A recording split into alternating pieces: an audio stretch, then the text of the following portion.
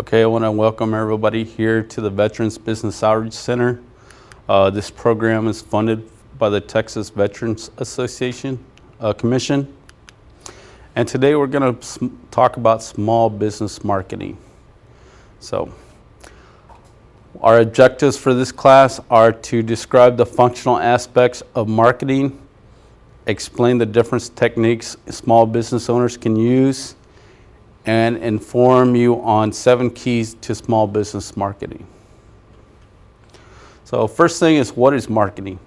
Marketing is the process of communicating the value of a product or service to customers. And I underline customers because it's real important. This is a message for the customers for the purpose of selling your product or service.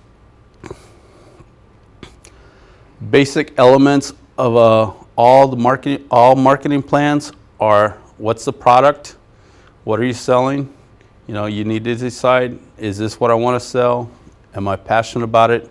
The price, are you going to be on the high end or are you going to be on the low end? What's the price of your product? Place, are you going to sell it on the north side of town, the south side of town? Does it make a difference? I like to use example, and I'll use several, like a Starbucks. You'll see that they're placed in several different locations depending on foot traffic, things like that. Do you have a high traffic product? Things like that you have to decide. And promotion, how are you going to promote your product? How are you going to let people know about your product? What's your special, unique selling position? Okay. Some traditional marketing venues that are in use today: publication journals, ads in magazines, TV, radio, and print advertising. You see this all the time. You get bombarded with it. It's a very good means to get your message out there to your clients. Website marketing and advertising. It's moving forward. A lot more people are advertising on the web nowadays. Telemarketing and video and audio tape. We had a client who was strictly going to market to his clients using CD. So that's one way to reach them, especially if you have a very special clientele that you're only trying to reach a little bit, not to the masses. Next, we're going to talk about the 7 keys to small business marketing. And here we're going to talk about the focus on the target market, how to get in sync with your customers, how to develop unique selling propositions, remember existing customers, move customers to action, finish the sale, and plan and measure results. First, we're going to talk about recognizing that not everyone is your potential customer. I think this is important. We kind of touched on this earlier. You need to realize that not everybody out there is going to be the customer, and focus on those that are. And those that are those that have the money, the disposition, and the authority to buy what you're selling.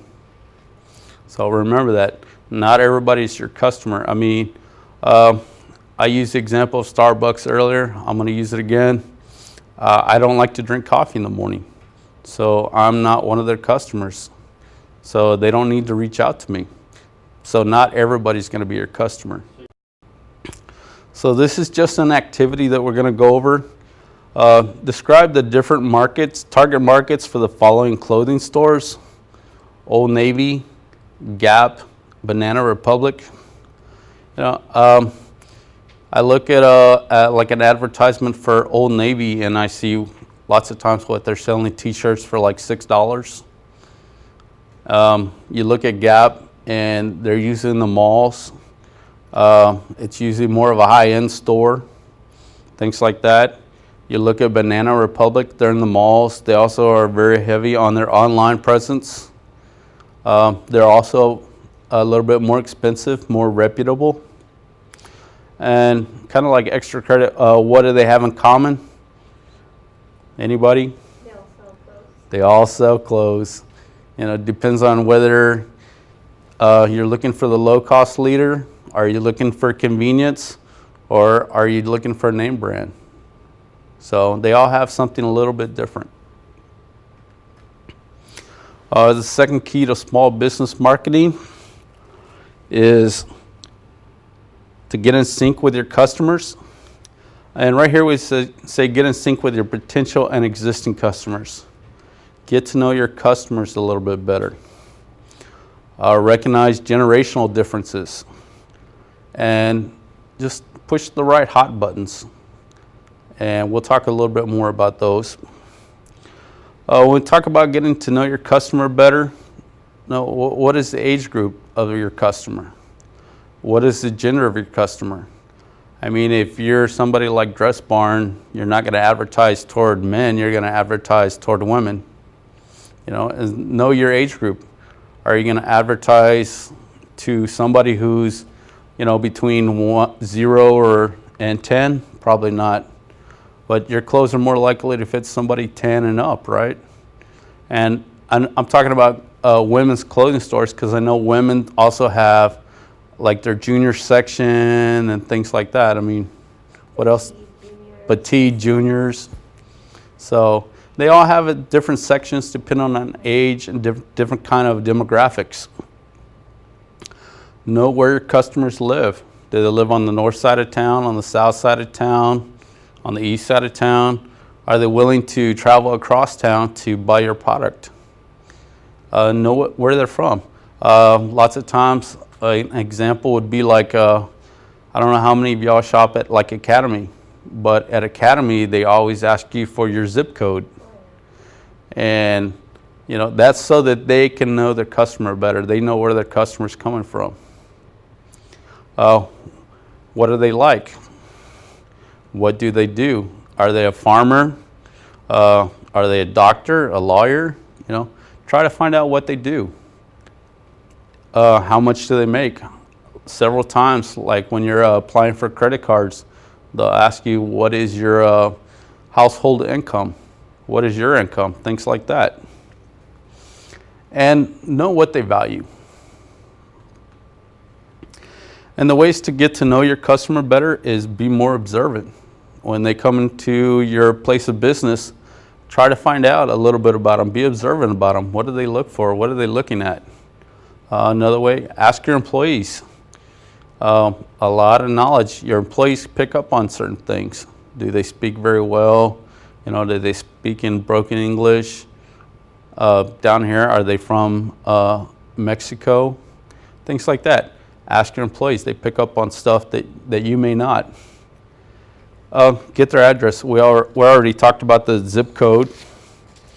You know, talk to your clients, talk to your customers, ask them questions, do surveys. We talked about surveys a little bit earlier on customer service, but get to know your customer. Ask them, you know, what do you like, what do you don't like, things like that. Another way is the use of focus groups. And this is a good way to get to know people that are interested in your product. When you have a focus group, you can ask them any question and just get an answer as a group. So just remember, focus groups are a little bit more costly. Usually to get a focus group, you have to be willing to give your customers a little something in return for their time. And read up on customer segments. And a lot of this is read up on them by, you know, looking at the business magazines that are out there. Get to know who your customers are. So, and different generational differences that we like to talk about is you can like group them up into 4 categories. You have your mature people, which I consider that are, you know, about that retirement age, a little bit older than retirement age. We call them matures. You have your baby boomers, who generally they categorize somewhere between the World War II era and the end of Vietnam era. You have your Generation Xers, which are from like your 1970s onto your 1999s. and your millennials, basically the people born after 2000. Just a little bit, talk about a little bit different. Matures, they like to hoard stuff.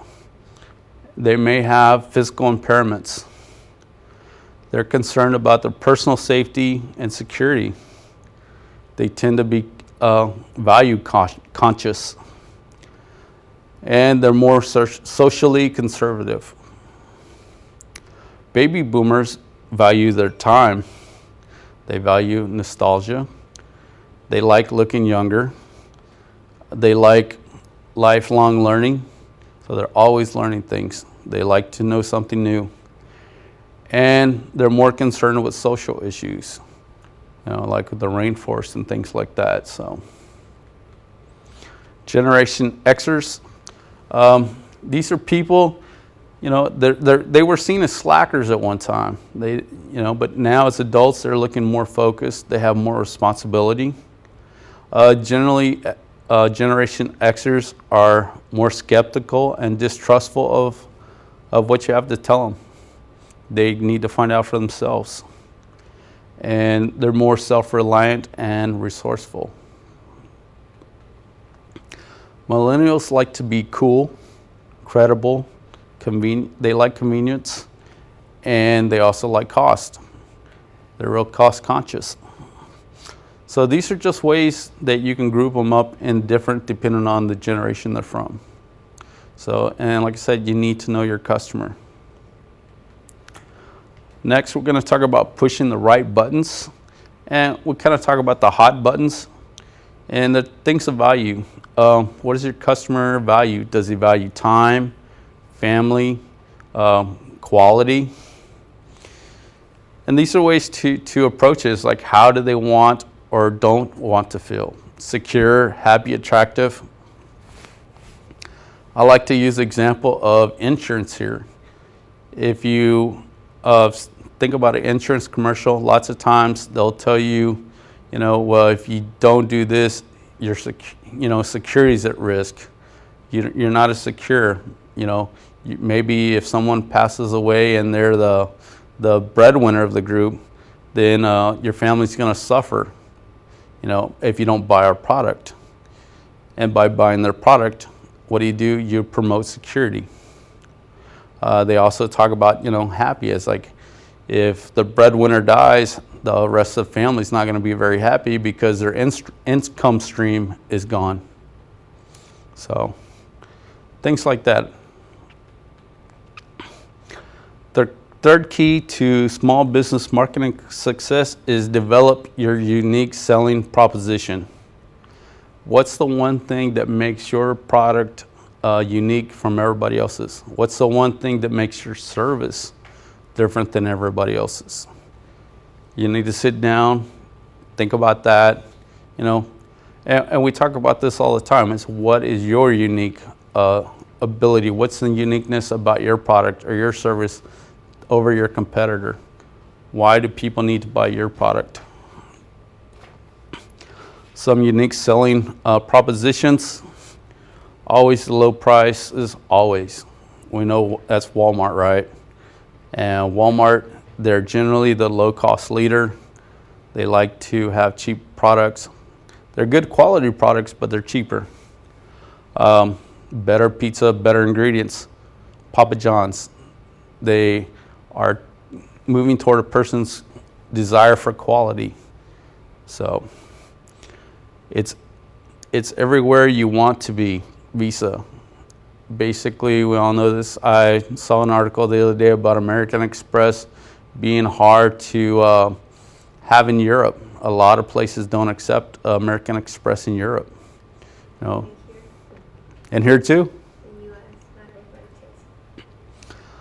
takes. When it absolutely positively has to be there overnight. Federal Express, they deal with the desire of reliability. So keep those things in mind. What is it that your customer desires? What do they want?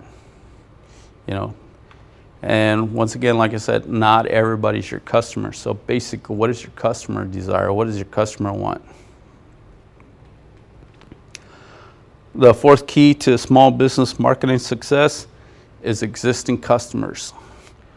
Don't lose sight of your existing customers. Remember, existing customers are your best customers. Learn how to get more sales out of your existing customers. Reward them with customer loyalty. These are some of the benefits of existing customers, is they already know you exist, so you don't have to like get a hold of them. I mean, they know you exist. They already know where to find you. They already know what you're selling because they bought the product before. They already have experience with your product or service. So those are great reasons to look at existing customers. One of the things you need to know about your existing customers is, does it increase your purchase frequency? This is something that you want to do with your existing customers. You want to upsell them, you know, or say you're buying or you're selling tennis shoes and they want the Nike tennis shoes. Well, upselling them might be, well, you try to sell them the Nike tennis shoes that have air all the way through the bottom. It costs probably $50 more. So you want to upsell them. Cross-sell them. You know, if maybe they're buying tennis shoes, they also want to buy shirts or a cap, something that goes along with their tennis shoes.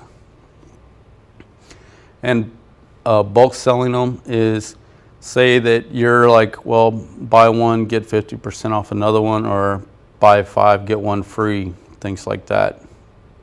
So your desire is to get them to buy more products, which in the long run will increase your sales. The fifth key to business marketing success is move your customers to action. And we kind of go over this. This is like a general model of marketing, what you want the customer to do. You want to raise awareness. Next, you want to increase the customer's interest in the product. You want to create a desire. And then you want to move them to action. And basically this is in action is, what do you want them to do? Do you want them to buy your product? Do you want them to call you? Things like that. So 4 steps to a winning marketing message. I kind of talked about this earlier. This is the 4 things that if you look at every ad that's out there today, you'll see this. The first thing they do is they interrupt you, they engage you, they work to educate you, and then a call to action. They want you to get you to do something. So, and basically the interrupting part, you have like a 1.5 seconds to interrupt a person from thinking from alpha mode to beta mode. Think about this. The first thing that you'll see is kind of an attention getter, something that's going to make them stop and look. So not something that they're going to just look at and keep going on their way. Remember to push their hot buttons. What are the hot buttons? You know, what are their desires? What are their needs? Use odd numbers to validate. I thought this was real interesting because when I was doing research on this before, I never considered the fact that odd numbers and even numbers made a difference.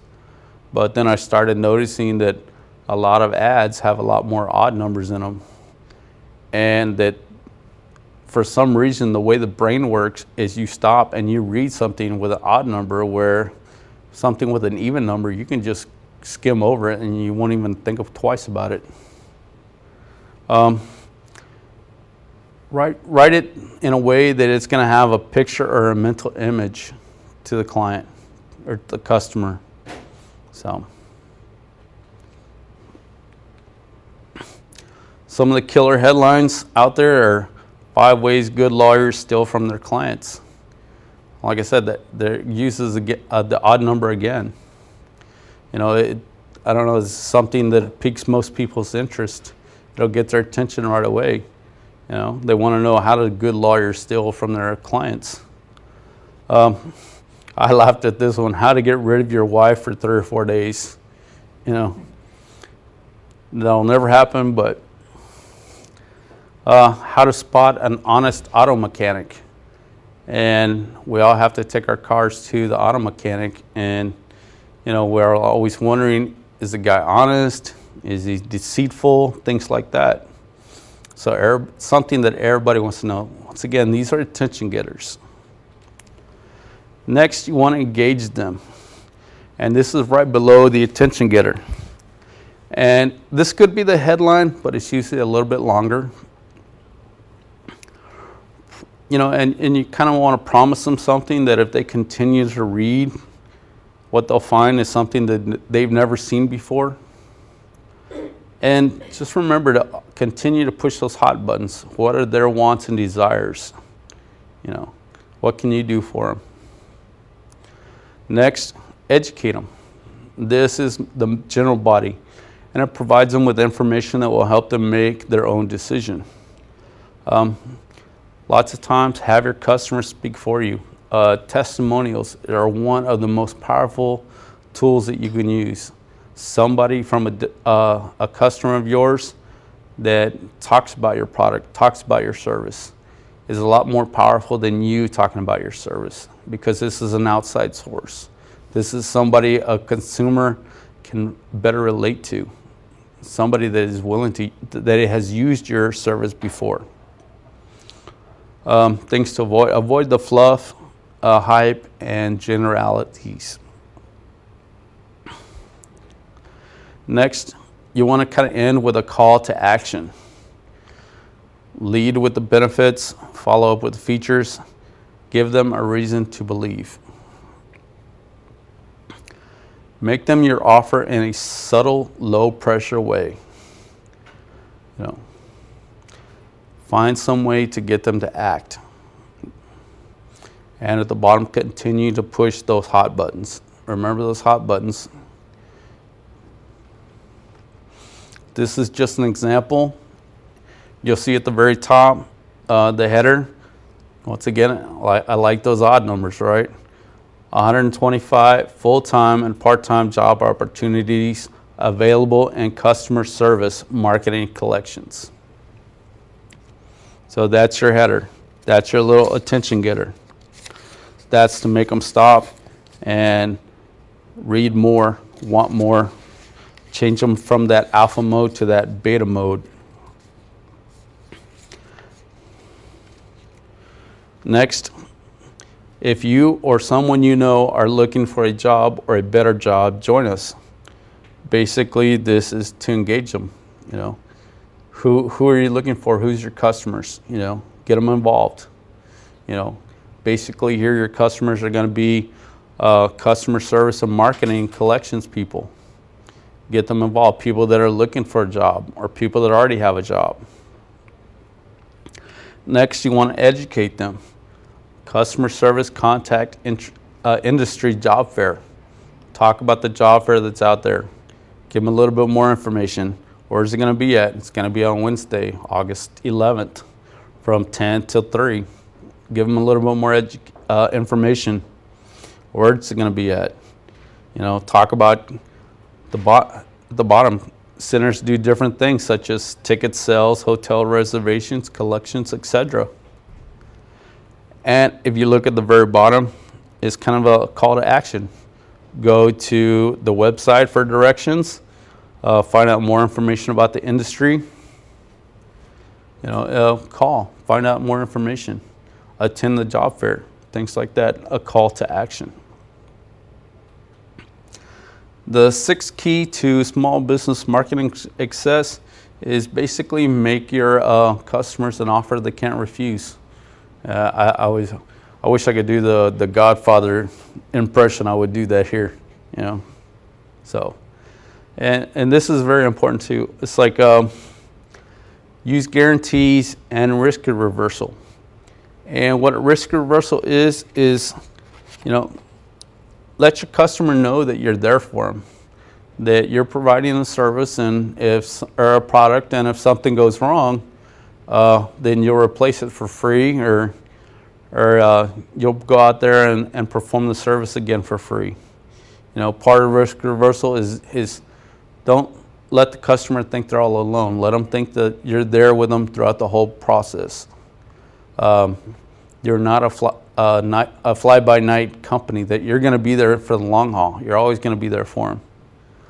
Guarantees. It's a good way. A lot of people won't buy products unless there's some kind of guarantee that the product's going to work as it's advertised to work. So keep that in mind when you're selling a product or performing a service. You know, and then give them what they want and then some. Provide them with a newsletter. Get their contact information. I don't know, one time when I had my own business, what I would do is get somebody's contact information and I would send them Christmas cards just to let them know that I'm there. And one Christmas, I didn't send out Christmas cards, and I heard it from probably like 20 of my customers. Well, how come we didn't get a Christmas card this year? And I was like, I didn't even know they wanted them that bad. So it's real important to keep in contact with them. Let them know you're there. Goes back to that whole existing customer thing. Provide them with good instructions. And the 7th key to small business marketing success, always plan and measure your results. And I think this is very important. When you're developing a marketing plan, remember your unique selling proposition. What makes you different than everybody else to the customer? What makes your product different? What makes your service different? Some objectives is make sure your product or service is relevant. Make sure your marketing plan is measurable. Make sure it's realistic. And we'll talk a little bit more about that. We'll talk about the marketing mix. These are different ways to advertise your company. And it goes into personal selling, word of mouth, publicity, direct mail, and we'll talk about some others. Personal selling. Basically, you should always be selling your business all the time, and develop professional looking business cards. I've seen places where you can get professional business cards done real cheap. You can get like 100 of them for $10. So a place where you can do it, I've seen online. I've actually had like just some funny business cards made there. Is at vistaprint.com. You know, and yes, they have to. They put their advertisement on the back, but they're free, so you can't beat that. And they also have a thing where they charge you a little bit if you don't want to have the logo on there. I've done it at a place where I get like 100 for $10. I've done them in places where I get quite a few, where I put a picture or a logo on them. So always keep your business cards with you. That's one of the biggest impressions that you can make. It's also a lasting one. Usually what you'll do is you'll pass out your business cards, and the person may put them in their pocket, and but that business card's always going to be there with them. That business card's going to go home with them that day. That business card is going to be with them at the office the next day. It's going to have your contact information on it, and I suggest that you use both sides. On the back side, maybe you'll put some of your services, maybe you'll put some of your products. Keep the customer interested. Develop a 20-word spiel. We call this like an elevator pitch, and it's real good. It's real good to know. It's real good to use. Basically, 20 seconds. Believe it or not, it's short. It's concise. It goes to the point. You know, I like to tell people here at the Veterans Business Outreach Center that, you know, part of what we do is we help clients succeed, and our services are free and confidential, you know, and that's just enough to get them more interested in what we do. So keep that in mind. Just develop a little 20-minute. It just has to be 1 or 2 sentences, something that, you know, is going to pique their attention, make them want to know more about who you are and what services you provide or what products you have. Personal selling. Going to this is more concerned with companies that have fewer customers with high average ticket sales. And I mean, if you're a car salesman, you want somebody who's going to be more personal to you. If you sell houses, you want somebody who's going to be more personal to you. If you work at like an academy where it's more of a here you come in, here you go out, we're selling a lot of different products, you know, it's cheap. So it's quite a bit different than personal selling. And so in personal selling, you want to develop and nurture referral sources. Basically in personal selling, you live and die on referrals. You want to qualify your customers beforehand. Remember, it goes back to talking about who has the desire, the whatever. The money and the authority. The authority and the money. Who has the money? Start with the money. You know, and you want to talk about your benefits to buying a high ticket price, high ticket item. And leave information behind, such as free reports, free samples. You know, this is like if you're going to go visit somebody in their office, or maybe you have free reports or free samples for the person to take with them. Next, we're going to talk about word of mouth. And this, I underline this, something has to trigger it. Do you have a sign at your location? You know, are you telling people how to get to your business? You know, paid advertising does a word of mouth. You know, the town crier, the newspaper, things like that. Publicity. I like to talk about this a lot, and we'll talk about this a little bit more. And, you know, this is free stuff that's out there for a lot of people. Any kind of publicity that you can give your customer, or that you can put out there about your business, is good for you. So use it. Do presentations to groups and organizations, and personal sell to influential people. If you personal sell to influential people and they like your product and they like your service, they're going to tell other people about it, and people want to be them. That's why they're influencers. So we'll talk a little bit more about publicity, and this is free media coverage. We had a TV station come here and do a report, and we had another veterans event, and the reporter was looking for a veteran who could talk on camera a little bit about his business, and a lot of people didn't want to do that. And I was kind of disappointed, and we even had a marketing person there, and she was like, I can't believe people don't want to get in front of a news camera and talk a little bit about their business, because this is free publicity. This allows them to tell people who they are, create that desire, tell them where they're at, and why they should come to the business. Another part of publicity is get involved with ribbon cutting. I've been to quite a few ribbon cutting ceremonies. Ribbon cutting ceremonies are usually free. They're put on by the Chamber of Commerce, and they put it in a newsletter. The Chamber of Commerce will put it in a newsletter. And it's a good way to let everybody know who you are, what you're selling. So, use success stories. We do this all the time. We talk about the different types of businesses that we've helped people start up.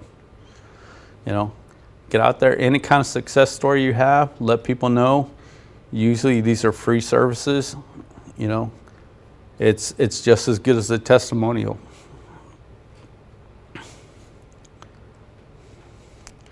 Direct mail. This one, it costs quite a bit, and it says right here, cost per contact is higher, so make sure you target your customers well. Send them something that they will keep and use. I know when I get a lot of stuff, and y'all probably get a lot of stuff like in the mail, direct marketing, it comes with like a calendar or something that you keep around, you know, that you can use later. Make sure the marketing piece is well thought out, you know.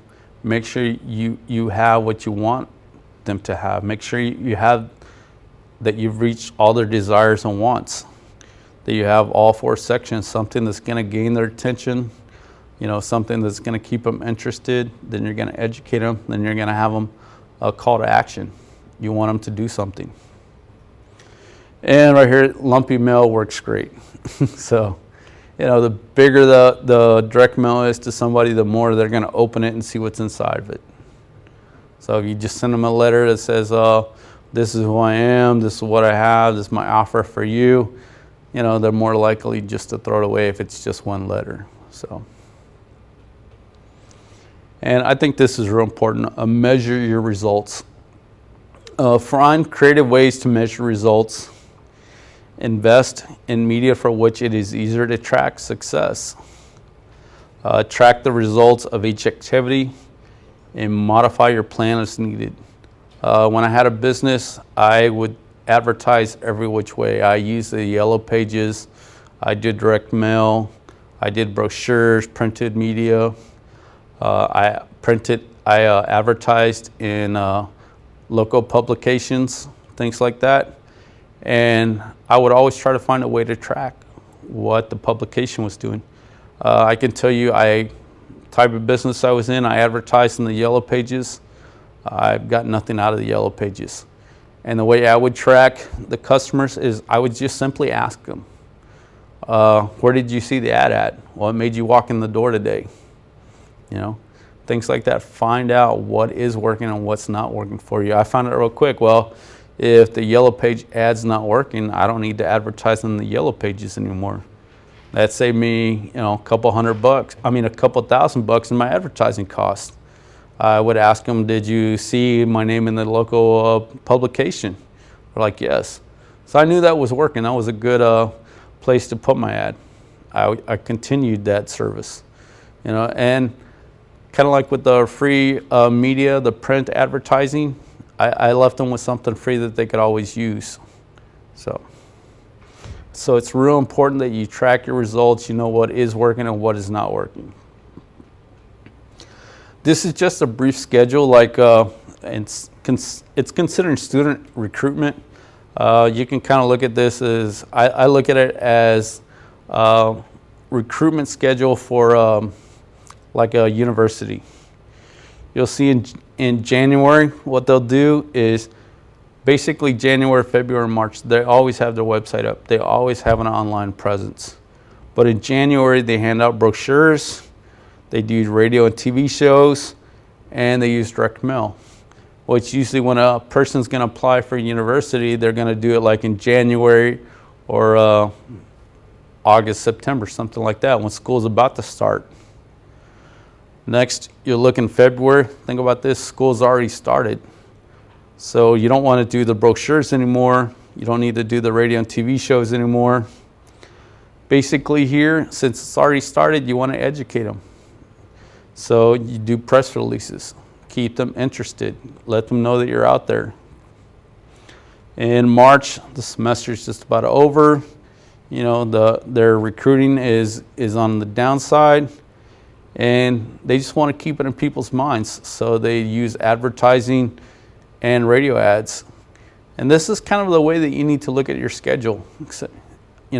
Look at it throughout the whole year, January through December. Decide, how am I going to reach my customers? Do I want them to be excited about it? Do I want to get their attention? Do I want them to do something now? Do I want to keep them educated? Do I just want to keep it on the back of their mind so that they can use my product or my service later? Things like that. Maybe you have something that they can use all 12 months. And so you want to put brochures out there January through December. Maybe your business is seasonal. Maybe, like down on South Padre Island, maybe your business is only from May through September. So you want to make sure you have brochures and things out there to get people's attention, beginning of March, April, and then you don't really need that much. So you just kind of come back on your advertising in November and December. So just in summary, recognize that not everyone is your potential customer. Remember that just law of numbers. Not everybody's going to be your customer. Some people don't have any want or desire at all to use your product or service. Get in sync with your customers. Know your customers. Get to know who they are, what their wants and desires are. Remember to develop your unique selling proposition. What's unique about your product or service? What keeps them coming back? Why is your product better than your customers? Is it because it's cheaper than your customer? Or is it because it's better quality than your customer? Those are just a few items that you can focus on. Don't lose sight of your existing customers. They're your best customers. They already know a lot about you. They already know your product. All they want to do is maybe they want to purchase more of your product. Move your customers to action. This is the main focus on marketing. You want to get your customer to buy your product. You want to get your customer to do something. And this is the main reason why you advertise. Again, make your customer an offer they can't refuse. Keep them engaged. Let them know that you're going to be there for them. Ease their tension in buying a product. And lastly, plan and measure your results. Remember to put a marketing plan together. It's not that hard to do. Put it together. Figure out what do you want to do. Do you want to educate them? Do you want to move them to action? Things like that. And remember to lastly measure your results. What's working for you? What's not working for you? Where can you save money? Where can you put your money toward its best use? Are there any questions? Hi, my name is Adriana Rincon. I'm a business advisor with the Small Business Development Center. And today we're going to talk about why go global, why exporting is important. First of all, let's talk about the SBDC mission. In the SBDC, we provide professional business guidance and training to small business owners to foster entrepreneurship and growth. Basically, what we do is we provide technical assistance to individuals that want to start a business or individuals who already have established business. All the assistance that we provide is free and confidential. The impact that we had last year in the fiscal year 2012, we helped more than 1,000 clients here at the center. We helped to secure more than $76 million, helped clients to obtain 43 loans. We had trainings, 137 trainings, and in those trainings we have more than 2,200 attendees. We helped to create 91 new businesses and expand 18. In total, we helped to create or retain 140 jobs. So we do have a big impact in the community. Again, as I told you, the assistance that we provide is free and confidential. We can help you with many things. We can help you to develop a business plan, create financial projections. We can help you to read your financial statements to see where is the status of the company, where the money is going. We can also help you with research. Sometimes you need to research your competitors to see, where you are. We can do that. Again, all the services that we provide are free and confidential, and you can see an advisor to help you out with that. But today, there's another subject that we're going to talk about, which is the trade assistant that we also can provide. I'm a CGPP. I'm a certified global business professional. So I'm certified to help your business to achieve international sales, or to find out if export is a good idea for you or for your business. We provide international business consulting services. We're part of this network, the Southwest Texas Border Region, and within that network there is a center called the International Trade Center in San Antonio, which is the #1 center in the United States, International Trade Center. And we have different types of database that we can have information that will be useful for your business. Also, we can provide you international market research, international trade training. There are so many webinars out there that can help you to get more information about exporting or importing if you are interested. Also, we can help you to get contact or work with partners like U.S. Commercial Service, Exim Bank, SBA, or others. There are so many partners out there that can help you to achieve this, this goal if you want.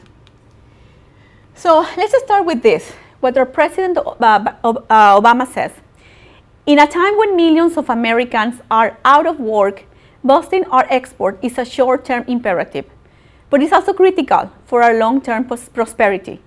95% of the world customers and the world's faster-growing markets are outside of our borders. The need to compete for those customers is imperative. We have to compete for those customers. Sometimes the economy is not that well here in the country, but out there is many customers out there. Again, 95% of the growth opportunity for businesses is in the world, and 70% of the world, 70% is the world purchasing power, means that they can actually buy from us. More than 98% of U.S. exporters are SMEs, which the small or medium enterprises. What we consider a small or medium enterprise, we're basing that on the SBA standards. The two-thirds of U.S. exporters have fewer than 20 employees. So can you imagine companies with less than 20 employees or 20 employees are exporting? It's an amazing thing. SMEs are responsible for roughly 33% of U.S. exports. Once we start looking into the presentation, we're going to see the amounts in millions, and you will be surprised. It's an amazing information. But first of all, why go global? What is important to go, to other markets to take our products and services? Well, first of all, access. Today, improvements in trade finance, the internet, and trade agreements have dramatically increased access to markets worldwide. Now we have the internet. You can have a virtual office. You can have a location here and sell somewhere else. I have clients who develop different software and have business centers. There are virtual business centers, and they have people that are looking into getting these offices from other parts of the world. They have inquiries from Israel, from Japan, from India. So those people can own a business and run it from the United States and export their products and services. And we can, and it's very important because now with these days, with this technology, everything can be done. And it's not as expensive as it used to be. Demand, again, the purchasing power is located outside of the United States. Your competitors are increasing their global market share, so you need to do it too. Let me give you an example. Rainbow Play Systems, do you know the swing sets? Okay, well, they have an amazing product, and it's out there right now. People demand for those products. Sorry. There you go. Okay. Now, profitability. Export can be profitable for business of all sizes. On average, sales grow faster, more jobs are created, and employees earn more than non-profit firms. When I was researching the Rainbow Play System, to give us an example, I was so surprised that they have showrooms in the whole world. They have 250 showrooms. They have this showroom in so many different places as Nigeria, Turkey, Denmark, Italy, France. They have so many, 250. They are producing the goods here in the United States, and they're exporting to some other places. Why? Also because they have a competitive advantage. The United States is known throughout the world for high quality, innovative goods and services, customer service, and sound business practices. People like our products. They want to buy our products. Also, they like Texan products. There is one brand called the Go Texan brand. If you manufacture your products here in the United States, you can add that logo, the Go Texans, and the world loves Texan products. So that's a competitive advantage that businesses that are located in these areas, they should take advantage of it. Also, the risk mitigation. Most companies that export have an easier time riding out fluctuations in the U.S. economy and are more likely to stay in business. Obviously, we all remember the 2008 crash that we had. market boom, what happened with the market, it was tough. It was a tough time for the small businesses. But the ones that were exporting were the ones that were able to survive that time. And I was talking to one of my clients, and he was telling me, oh my God, Adriana, you know, this is summertime is a little bit difficult for my business because people have, you know, their kids in their houses. They are not using my products, you know, at this time. So that happened usually, you know, also in Christmas time. So what can I do? So exporting is a good opportunity. Whenever, you know, there's fluctuations here in the market, if you are exporting your products or services, it can help you, you know, to mitigate that risk. So now, in a globalized economy, more and more small firms will need to consider export opportunities as an important key to survival and growth. And a variety of tools are available to help them to make a transition to world-class business success. As I was telling you about the fluctuations, also for small businesses, times sometimes are very tough. According to SBA, 50% of the businesses that start up will only survive 5 years. Only 5 years. So that's amazing. 1/3 will survive 10 years or more. So those statistics are very impressive. So exporting is a good opportunity. It's a way to grow your market. So think about it, and once you think about it, you can see where you can start doing research and find out where you want to export your products. The United States has several trade partners. Canada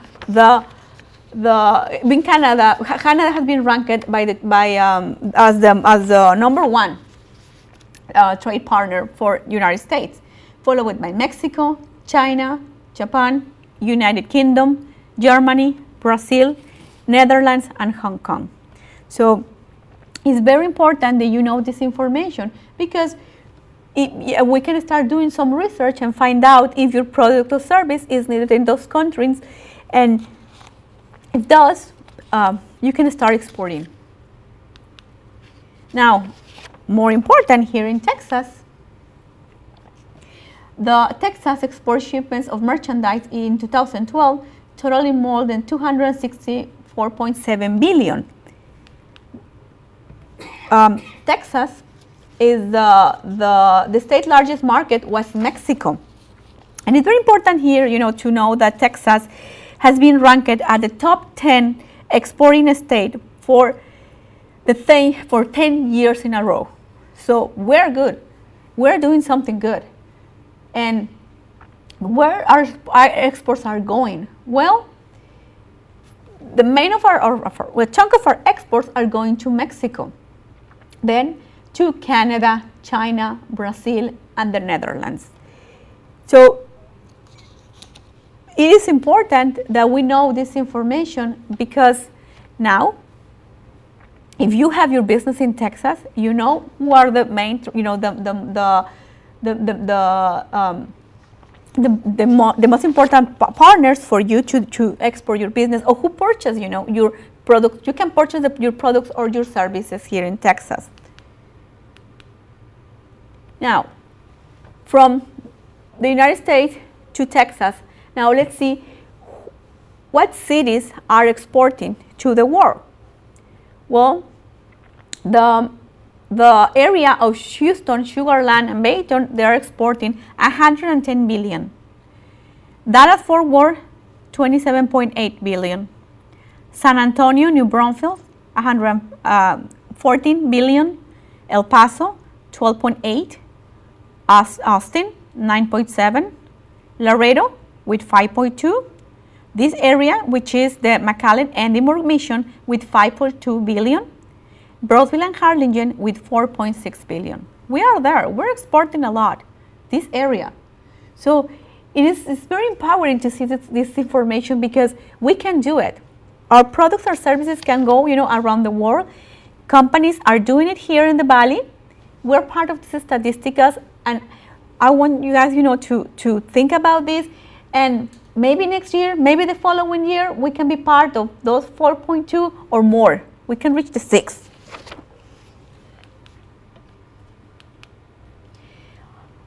The state top exporting industries for 2012 were petroleum and coal products, chemicals, computers and electronics, machinery, except electrical, transportation equipment. In Colombia, they found an area very similar to the Eagle Ford Shale. So right now, Colombia is needing equipment. They don't have the infrastructure that we have here in the States.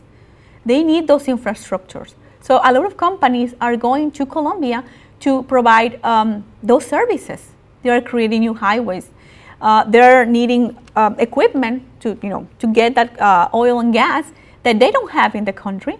So there's an opportunity there. In Mexico, they are doing a reform. So they're thinking about privatizing Pemex, and they're gonna need a lot of equipment. Things are changing, so we can export our goods and services to that country too.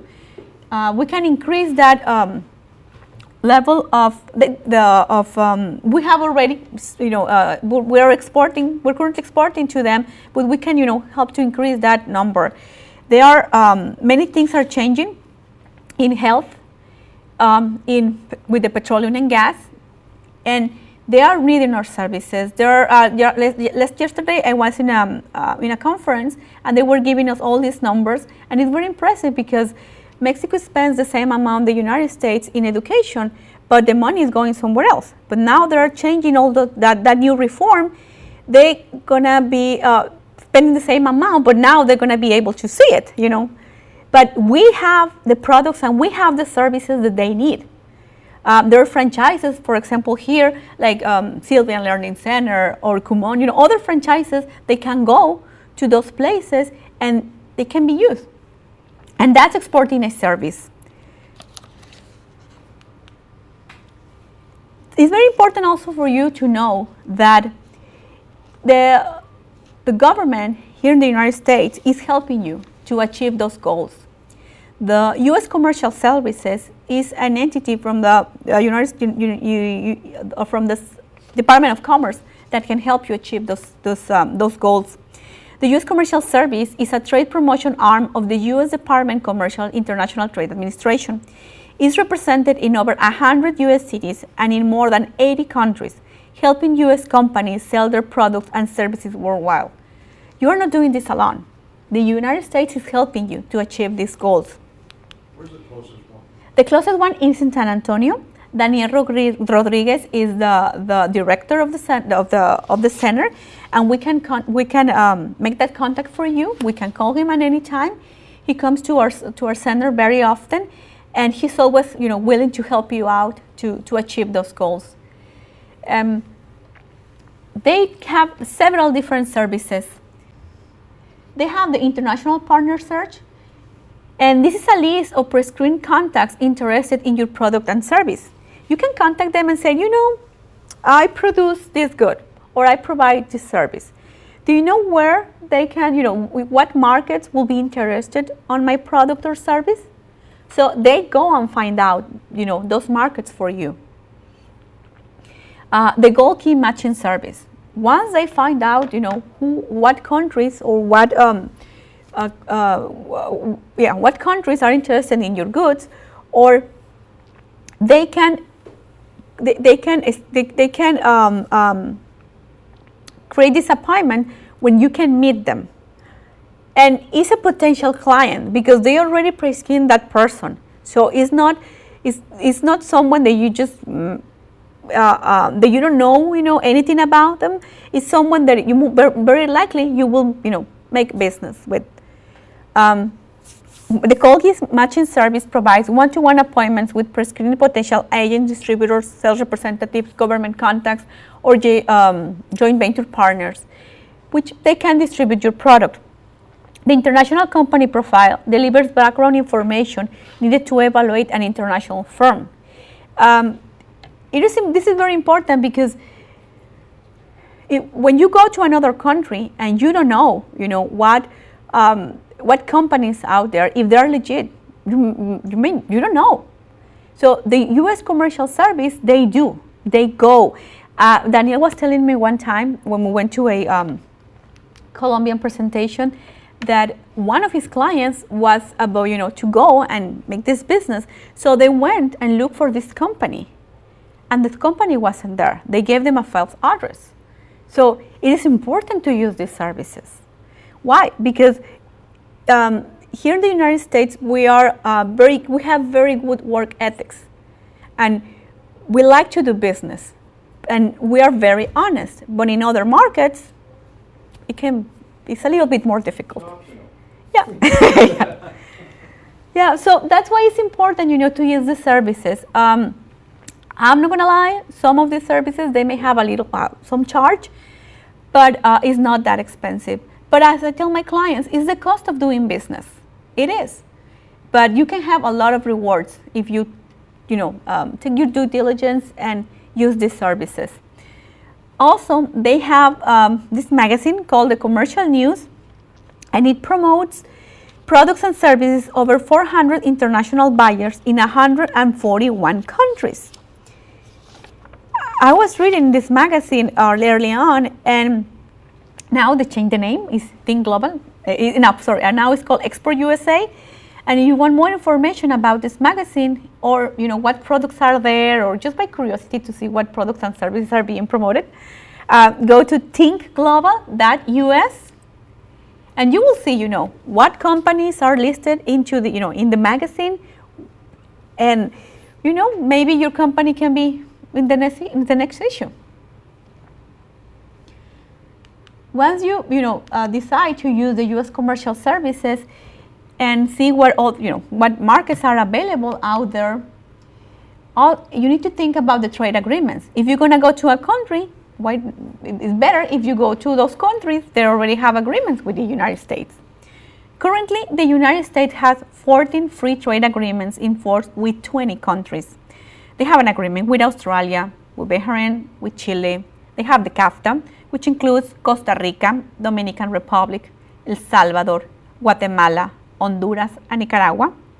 They have an agreement with Israel, Jordan, Morocco, the famous NAFTA, which is with Mexico and Canada, Oman, Peru, and Singapore. So if you're gonna go, and do business with other countries, first think about the ones that already United States has agreements with, because it's gonna give you an advantage over those countries which we don't have agreement with. Now that you start looking, you need to find out something about your company. You need to see if you are export ready. Can you export your product and service?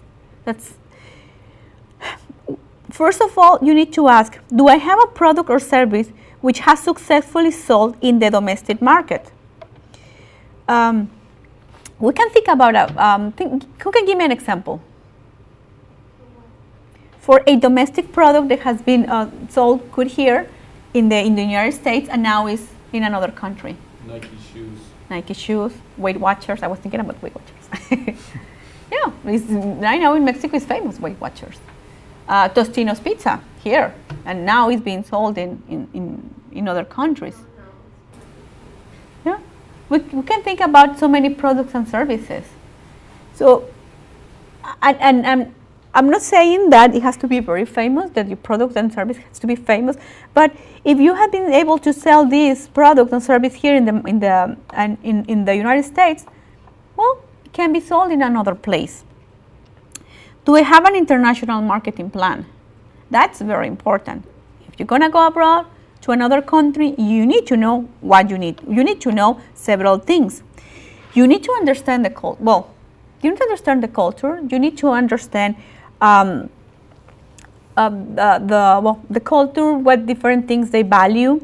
Also, how you're going to get into the markets. What is the entry mode that you're going to use? Are you going to sell directly to the customer? Are you going to use a distributor? Are you going to create a joint venture with a company there? So you need to think about those things. They're very important. Do you have a sufficient production or capacity? What if you have this product that the distributor thinks it will do very well in another country, and ask you $1 million, maybe million pieces of that product, and you don't have the capacity to fulfill those orders. So think about that. What is the capacity of your production? Do I have financial resources to support my marketing overseas? For this type, when you go abroad, you need to have a little bit more money, for this type of things, because it's going to cost you a little bit more. Am I committed to develop export markets, dedicate money and people and time? Usually, when you want to go to another country and do business, even if you want to export your goods, it doesn't happen from one day to another. Here, you can hire a salesperson. He can go and sales, and maybe can have sales the next day, in a month, but you can see your return faster. When you do international, when you export your goods or services, since it takes more time, more preparation, and more planning, you will not see your results immediately. Some people tend to get frustrated because of that, but that's why I'm asking, am I export ready? Am I going to have enough patience to wait until I make my first sale? Do I have enough money to pay to have an international trade person in my company to do all this research for me? Do I have to hire or to outsource a company who's going to do that for me?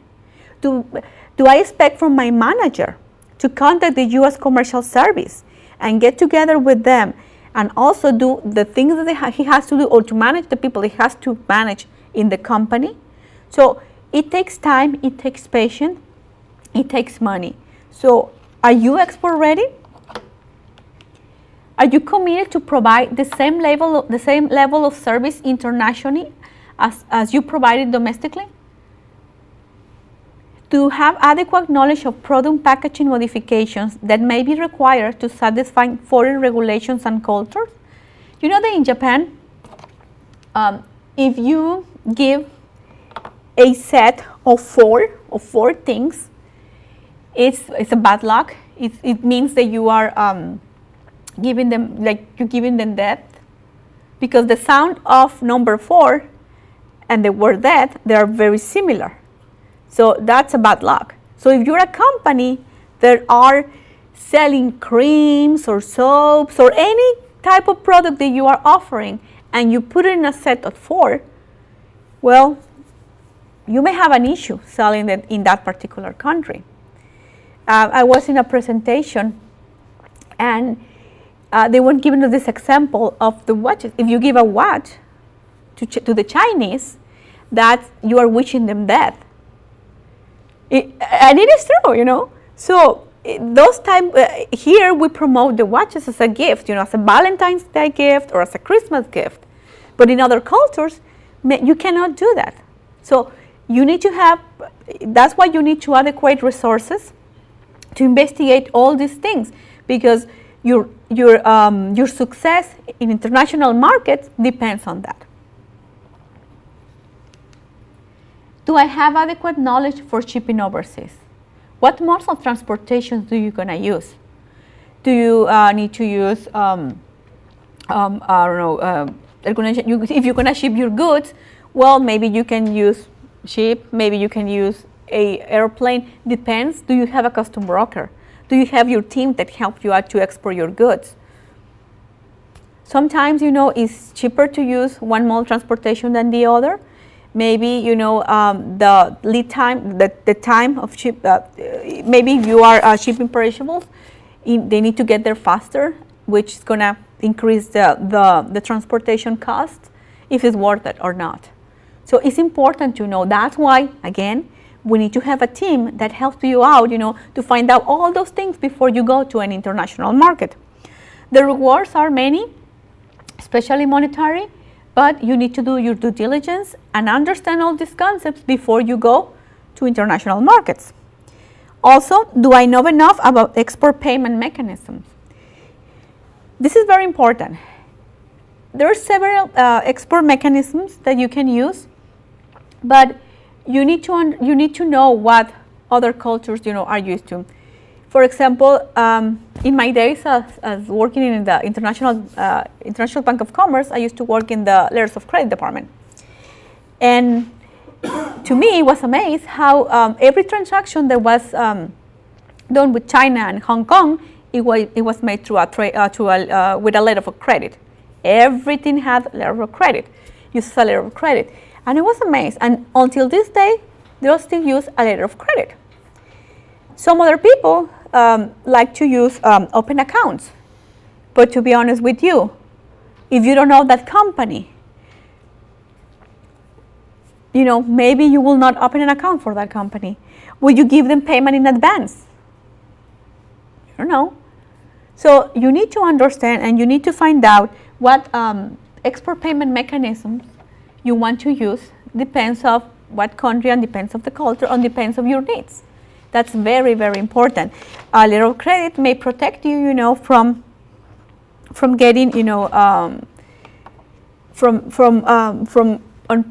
lack of payment. But what if, remember, the letter of credit pays for the documents, not for the goods. So what if you get something that you didn't request? What if you buy 100 shoes, and they send you 100 shoes of the same size, or the same old right shoes, and you wanted right and left?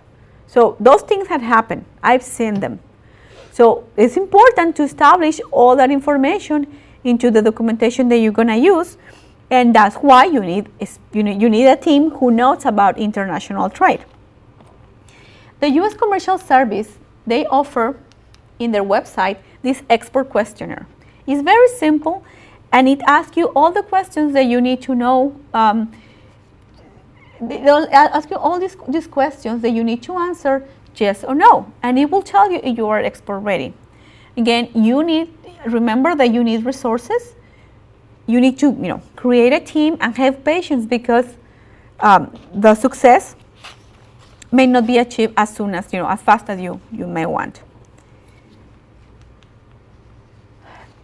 Once you decide if you are export ready or not export ready, you need to think about the key elements for a successful operation. First of all, the general business knowledge and expertise. The knowledge of the import-export process is important to know, because remember, you as an exporter are the responsible party. You cannot say, I didn't know, my broker, he's the responsible person, he prepared all the documentation. No, you are the responsible party. You need to know what you're exporting. You need to know if you need a special license, of if your product has a double use. There's so many things that you need to know. That's why you need to have a team in your company to help you out with that process. Knowledge of product and cost.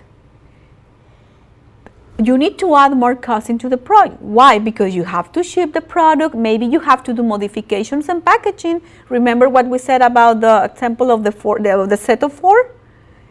Maybe here you are selling it a set of 4, but if you sell it over there in Japan, you have to change the packaging. Maybe it's about the language. Maybe you only have it in English. You need to translate it into another language.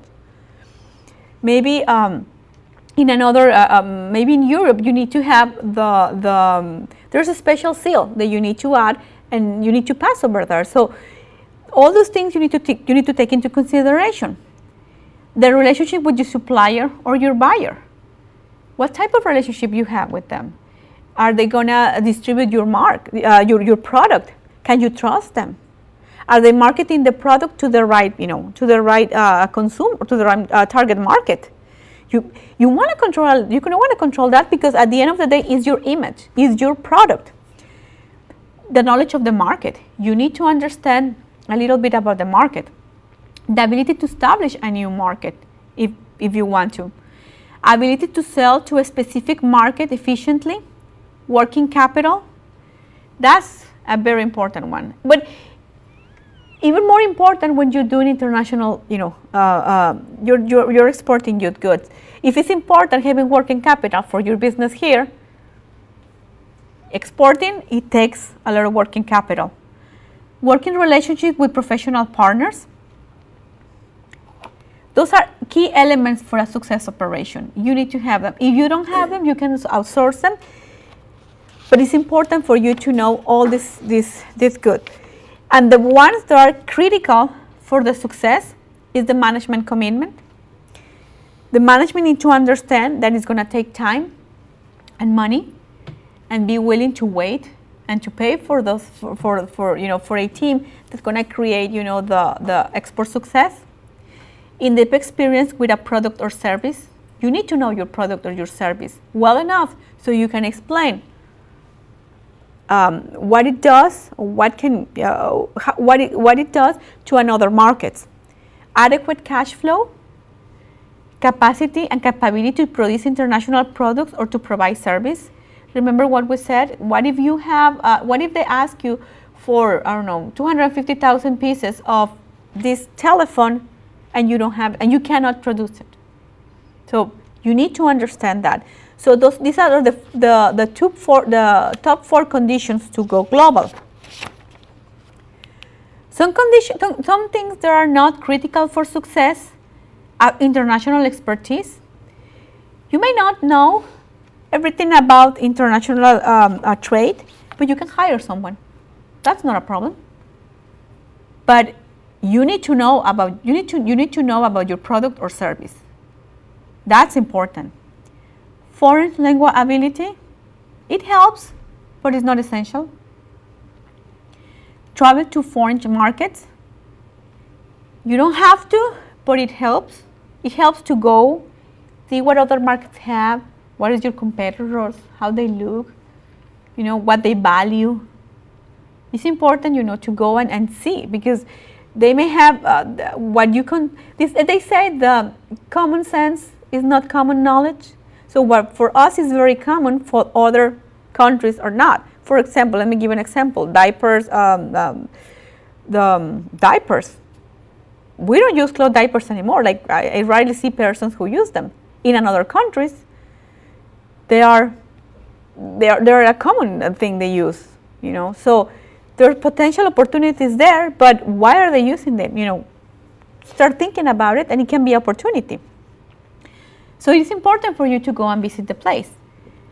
Don't confuse issues that a company can acquire, the international expertise, versus issues that are more difficult to change, such as commitment. The most important thing for a company is to have the management commitment. The company needs to be committed to to achieve international success.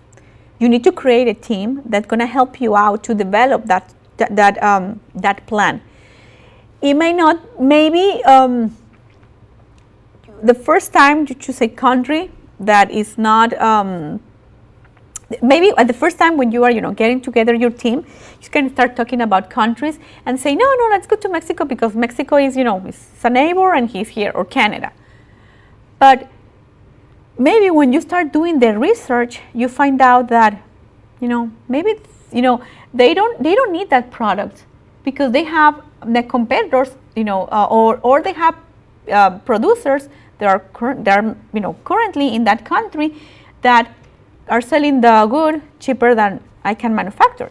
So maybe that's not my market, but maybe there are some other markets out there that are not as close, as close at home, that can use your product or service. Remember, export is very important, and the market is out there. They value American products. We still have that image in the world where they value American products and they want to buy them. For some people, Levi's pants are the best thing they can have. So take advantage of that image.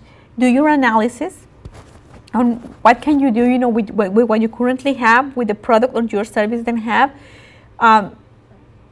There's markets out there that needing. Remember the Colombia thing? They found an Eagle for shell area, a kind of like an Eagle for shell area over there. They are needing, these goods and services. These services. There are some other countries that are, increasing, and we have products that we can export to them. I want to ask if you have any more any questions.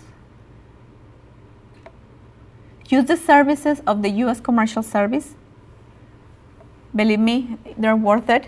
If you want the contact of Daniel Rodriguez, I can provide it to you so you can meet with him and see what opportunities out there. The good thing about the U.S. Commercial Service is they have lists. So if you have, let's say that you sell heavy equipment and you want to know what companies or what countries are good for you to export those goods, they can tell you. They already did all that research for you. So take advantage of them. There are so many resources that are out there for companies that want to export. President Obama has a goal to double the exports. So they are providing so many services for people to take advantage of them. Again, my name is Adriana Rincon, and if you need any assistance with international trade issues, I'm here to help you out. Okay, hello everybody. We're going to start with our next section here, marketing plans and forecasting. And then after this, Janie Caballero is going to come in and give a great presentation on branding, and Bill will come and talk to you a little bit before that happens. So we'll start by saying, the definition of marketing. There's always sometimes a lot of confusion between what's marketing and what is promotion and advertising. We're going to talk about what all of those are, but what marketing is the identification, anticipation, and satisfaction of customer requirements that produce profitability. And that last part is probably the most important part, because we're going to talk about difference between customer types, valuable customers, vital customers, and maybe not so vital customers a little bit later. But it's really about having the right product at the right place at the right time. So what you're really trying to do is figure out what those times are, what the right product is, what the right time is, and what the right place is. And then, you're going to need to make some pivots at some points. The important thing to remember is that when we start talking about implementing a strategy, you want to know what your pivot is going to be to the next stage, maybe in the marketing mix, and you want to make sure that you don't. There's a lot of don'ts. Don't pivot too early, because once you put a strategy for a marketing campaign in place, you need to assign it a specific amount of time that you're going to measure it, and then you need to give it that whole amount of time so that you can accurately measure it. And if you're not, well, if you're making changes too quick, then you really can't accurately judge, well, what was working there in that time frame and what really didn't work. All right, let's continue here. So developing the marketing plan is about finding potential customers and filling their current and future needs. Now, obviously, the ideal marketing plan is going to be set up so that you go straight for that customer that is your customer, that wants the exact product that you want. But in practice, that's not really how it happens. Usually, you're going to have to, shoot out there and try to find, poking and jabbing around in the market to find out who they are and where they are. So the important part is to develop a plan that's going to satisfy the needs of those customers. And the way you're going to do that is by developing a unique value proposition. And that's also referred to as differentiation. We're going to get into that a little bit as well. Why should they buy from you? A lot of times a client might say, well, I don't have any competition, or I really don't have any direct competition. The negative of not having any competition at all is that your market hasn't been validated. And if your market hasn't been validated, it really means you're going to have to do a whole lot more work. And why they should buy from you is usually a function of some activity that you are involved with on multiple levels. And this is why they're going to buy more from me. The common one, if you're in a commoditized industry, is customer service. Say you're selling oil or something, and your oil you get it from a company that produces oil, and it's a national company. A potential client might say, yeah, sure, your oil is good, but the reason I buy that oil from you is because I know you're always going to have it, and you're working with me on invoicing me on time and making sure that the truck's on time, things like that. It's usually a combination of things. So, it's important to know that you're going to use this plan in a couple of different ways. You're going to use it to kind of guide you in strategic planning. Who do you want your partners to be based on what the objectives are? Obviously, a certain objective is going to require a different type of partner than another objective. If your goal, let's say with a marketing plan, is general exposure, then that's not the same as a goal of increased revenue. So the partners for that might be a little bit different. So the way that you go about this is kind of by looking at things linearly. And the first things are, on here it's not there because I like to talk about it as something that you should be doing before this. But before you even look at objectives, you need to look at where are you at right now. Marketing plans in general are created a lot of times because in an academic approach, they're for businesses that already exist. So if you look in things that are online and stuff like that, you'll look at marketing plans that talk about engaging your customer base and also creating buy-in with your company folks, because there's always a huge resistance to change within any industry and within any company. People naturally are opposed to change. They don't want to change. They get used to a certain type of routine and they don't want to change it. Well, you don't look, at least I always like to tell people, at least look at the upside when you get started. You don't have to worry about any of that stuff because you don't have a company yet and you don't have to convince anybody to do anything because it's you that you're convincing to do everything. So it's a little bit easier in that regard. But you do have to know where you're at. So you have to know, like for us, most of us in this room, it would be, where are we? Well, for number one, we don't have any historical data within the company to depend on for operational reference. We can't say, well, this is what we were doing before, so gauging by how well that worked, we're going to start doing this. No, you have to start with a baseline of basically nothing and create a marketing campaign and marketing strategy, tactics, implementation, and controls after the fact, but you're not going to have anything that, no historical baseline. There are things that we're going to use and we're going to talk about. You're going to reference and benchmark, obviously, competitors in the industry. People that are already doing it. I had a client call yesterday, and he said, "Well, I need some information. I need some help with pricing." And I said, "Where are you at right now?" He said, "Well, I know what the cost inputs are. I know how much it's going to cost me to do." He's doing something in the oil field industry to do this job for one rig. And I think I can extrapolate that to maybe 5 rigs and maybe a larger job. I said, well, we're on a good start. 1 rig would be a small job. I always advise, look at things from a low, mid, and high. This is what a small job would cost. This is what a mid-sized job would cost. This is what a high capacity job would cost. But the thing that he didn't have is the price information, because cost is what you pay, price is what you charge to your client. People often interchange those two terms, but it's important to differentiate whenever you're talking, with investors or, with people that are stakeholders in your business. Anytime you're talking about cost, it does get a little convoluted when you're dealing with maybe vendors or suppliers, because they're saying, wait a minute, your cost or my cost? So you always have to differentiate that. But he said, well, I don't know what my competition is doing. I don't know how to price it because I know what it's going to cost, but I don't know what they're selling it for. And the only answer to that, and this speaks to knowing where you're at, is you have to do the primary research. You have to actually call them and get them on the phone and ask them what they're selling, things for. And one way to go about that is, if from the perspective of a customer, your customer, you're looking at these guys that are providing products similar to the product you want to provide. You can call and make some inquiries as to how much their things cost. What if I need this type of product? Do you do this? Does it have this features? What if I need you to scale it to this? Will it do that? And it's going to give you a lot of great information. Some of this is really intuitive, but that's really hard for a lot of people to do. I've had a couple of ventures going. I hate it myself. You just have to move past that mentally. You have to get yourself past, look, this is what it's going to take, where, get yourself a little outline of what you need to talk about, what you need to find out, and just jump in. From information that I read all the time about the difference between entrepreneurs and non-entrepreneurs is everybody has business ideas. We all know that, right? All our friends have business ideas. The difference between people with business ideas and the people that are entrepreneurs is people with business ideas just continue to look at those ideas and maybe refine them and say, well, it doesn't look good right now.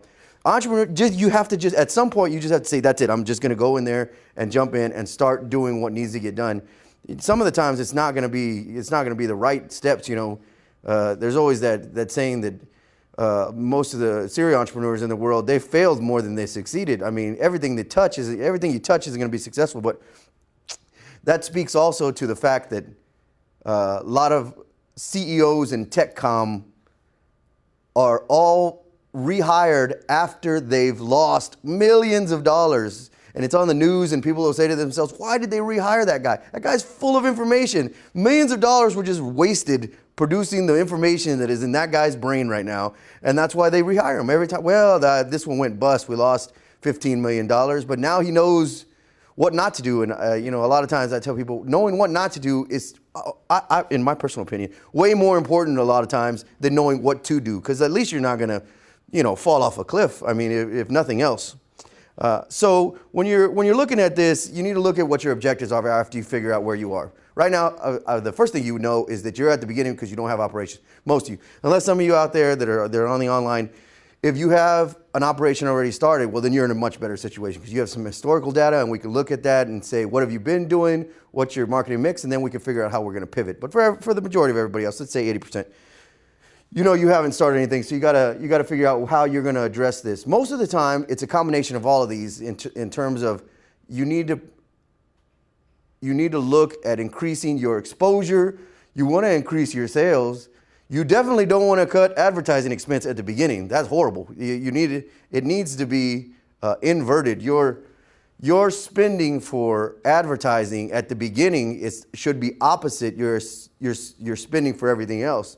In terms of if you have one of those regular, little charts with the little L, your spending for everything else is going to go up in real slow, and then it's going to plateau, when you get further in the year. It's the total inverted opposite for marketing. It has to start real high, and then it's going to taper off. So that's definitely not one of your goals. After we figure out what the goals are, then you kind of have to approach it, cyclically and saying, what are my strategies, overall broad strategies? And a lot of these are just tools and techniques. Like you're going to start coming up with these forms and you're going to say, okay, this is the technique tool that I came up with, this little mapping tool. And then you look at that, you have that written down. But they're valuable because you can reference them. Just like I'm referencing the notes in this page. I can't remember all this stuff. I mean, you're not going to remember everything unless you're one of those people. I mean, those are great people. I wish I was one of them that just remembers everything. But the majority of us are not there. So after you get the strategies down, then you're going to decide what your tactics are. Then you're going to decide how you're going to go about implementing those tactics, and then how you're going to look at the controls to look at how well they worked, and then you're going to pivot and adjust and do it all over again. Is this a component of the business plan? Yes, it is. Yes, it is. So everything we're talking about right now is going to be imported directly into the business plan. And a lot of what I'm talking about is going to be overlap with the things that you're going to do in market validation stage. We're going to talk about surveys and how you incorporate those survey results and data collection into the actual business plan. And it's all getting directly imported. So right at the beginning, people say, why do I need to keep all these papers? I mean, what am I going to do with these surveys? Well, it's data. You're doing, we're going to talk about that at about slide 15 or something. That's the data collection phase. You need to collect that data, and then later on, you're going to analyze that data and then convey it to somebody that's going to be able to make an educated decision about whether or not they want to lend you money. Or if it's for you, if it's for internal understanding, if you don't need to borrow money, then it should lead you to some conclusions. Should I waste my own money at this point? Is it a go or a no-go? And you have to be willing to give that no-go. Before you start, they say you should look in the mirror and tell yourself things so that you convince yourself of them. Have you ever heard that? I heard it anyway. So you need to get used to at least telling yourself this may be a no-go at some point. So, I mean, it's systematic in terms of you need to measure the successes and failures over segments of time. And keep that in mind, because when we talk about an actual marketing mix that you're going to apply, it has to be measured over a specific period of time. If one of the things that sometimes, people at the nascent stage do is they come up with a plan and then they don't have a plan for how they're going to figure out if that was a good plan. And that's one of the worst things that you can do. If you don't have at least maybe at the 1 or 6 month, I recommend 6 months, 3 months, 6 months, 1 year at the early stages. If you don't have it, then you're just floating along, and one day, 2 years later, you're like, I don't know what happened. I mean, you have to have those controls in place, and it has to be controlled pretty stringently. So this is the structure of the marketing plan, and this is exactly what we just talked about. The market analysis is figuring out where you are now. The customer analysis is figuring out where you want to be, objectives. And the marketing mix is the strategy, because that's the strategy you're going to implement. And the tactics are the promotions and the advertising and everything like that. And then lastly, the schedule, budget, and forecast leads into the controls and how you're going to measure whether it was successful or whether it was unsuccessful. And just because it's unsuccessful, just because that particular campaign was unsuccessful, some measure of success is usually gained from it, even if it's only minor. Even if the only measure of success is that was a horrible plan. Now you know that's not what to do. That was horrible. None of that worked. And we'll just make sure and remember I'm not going to do that again. So next, the customer analysis. Wait. Excuse me. The market analysis is about figuring out who the competition are. You have to know and understand them in order to create this marketing mix and know their products and services. That's why I say you have to do that primary research to find out what it is that they're doing that maybe you do better. What do they do better than you? This thing's going to lead into the SWOT, because it's human nature too when we do this SWOT for people to lie to themselves. And you're not helping anybody if you lie to yourself on your own SWOT. It doesn't make any sense. It's like telling yourself you're good looking when you're at home by yourself. It's not doing anybody any good.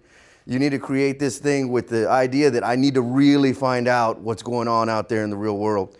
So the other thing is the plan that we're going to develop, because you're a small business, you're micro business.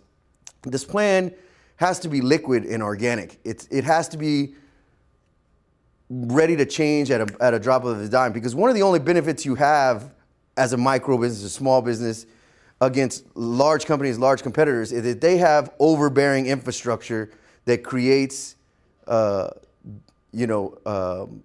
to them moving quickly and changing as quickly as you can. There's the example of the small little boat and the big ship. Small little boat can move around if you see one of them big rogue waves coming. A big ship, you're just stuck. There's no way you're moving out of the way if you see one of them big rogue waves. You're just going to get hit. You just got to get ready for it and bear the brunt of everything that's going to happen. So that's the key advantage. And there's a couple of don'ts associated with this. Over rely on stats and mathematical equations, because there's a lot of mathematical equations you can apply to figure out whether you should approach one way of doing things, and a lot of stats. You're going to get a lot of stats. Like if you're working with us one-on-one or maybe SBDC, we're going to pull research reports for you, and we're going to give them to you. And the first time you look at it, it's maybe 10 reports. You're going to say, this is just a lot of information. You can't over-rely on that, because that's secondary data, for number one. And for number two, a lot of it may not even apply to what you're trying to do. So you have to go one step further and get that primary research. Don't assume every trend can be exploited. Sometimes, a lot of times people ask, especially within the lending industry, what are the trends in the industry? Is it a growth industry? How does it look right now? There's other factors you need to take into consideration. If you say to yourself right now, oil and gas is booming, it's just booming.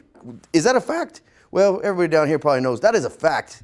But does that mean that you selling boots to oil and gas workers is going to work? I mean, I don't know, but I would say right now, probably not. It doesn't mean just because an industry is booming that if you try to penetrate it at some level that's already being served, that it's going to work. I mean, it might not work unless you found out, well, those guys don't have any boots and they're in big trouble.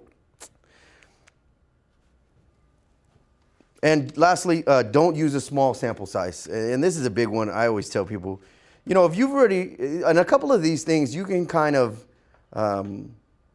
augment to your specific needs. One of the biggest pushbacks I get from a lot of clients is they say, do I need to do everything you were saying in that plan? I mean, I only need $20,000 or I only need $50,000. That's a judgment call on your part, depending on the amount of money that you're going to have to put in or ask for. That's what's going to affect how much of this you need to do. But I will say, one of the things that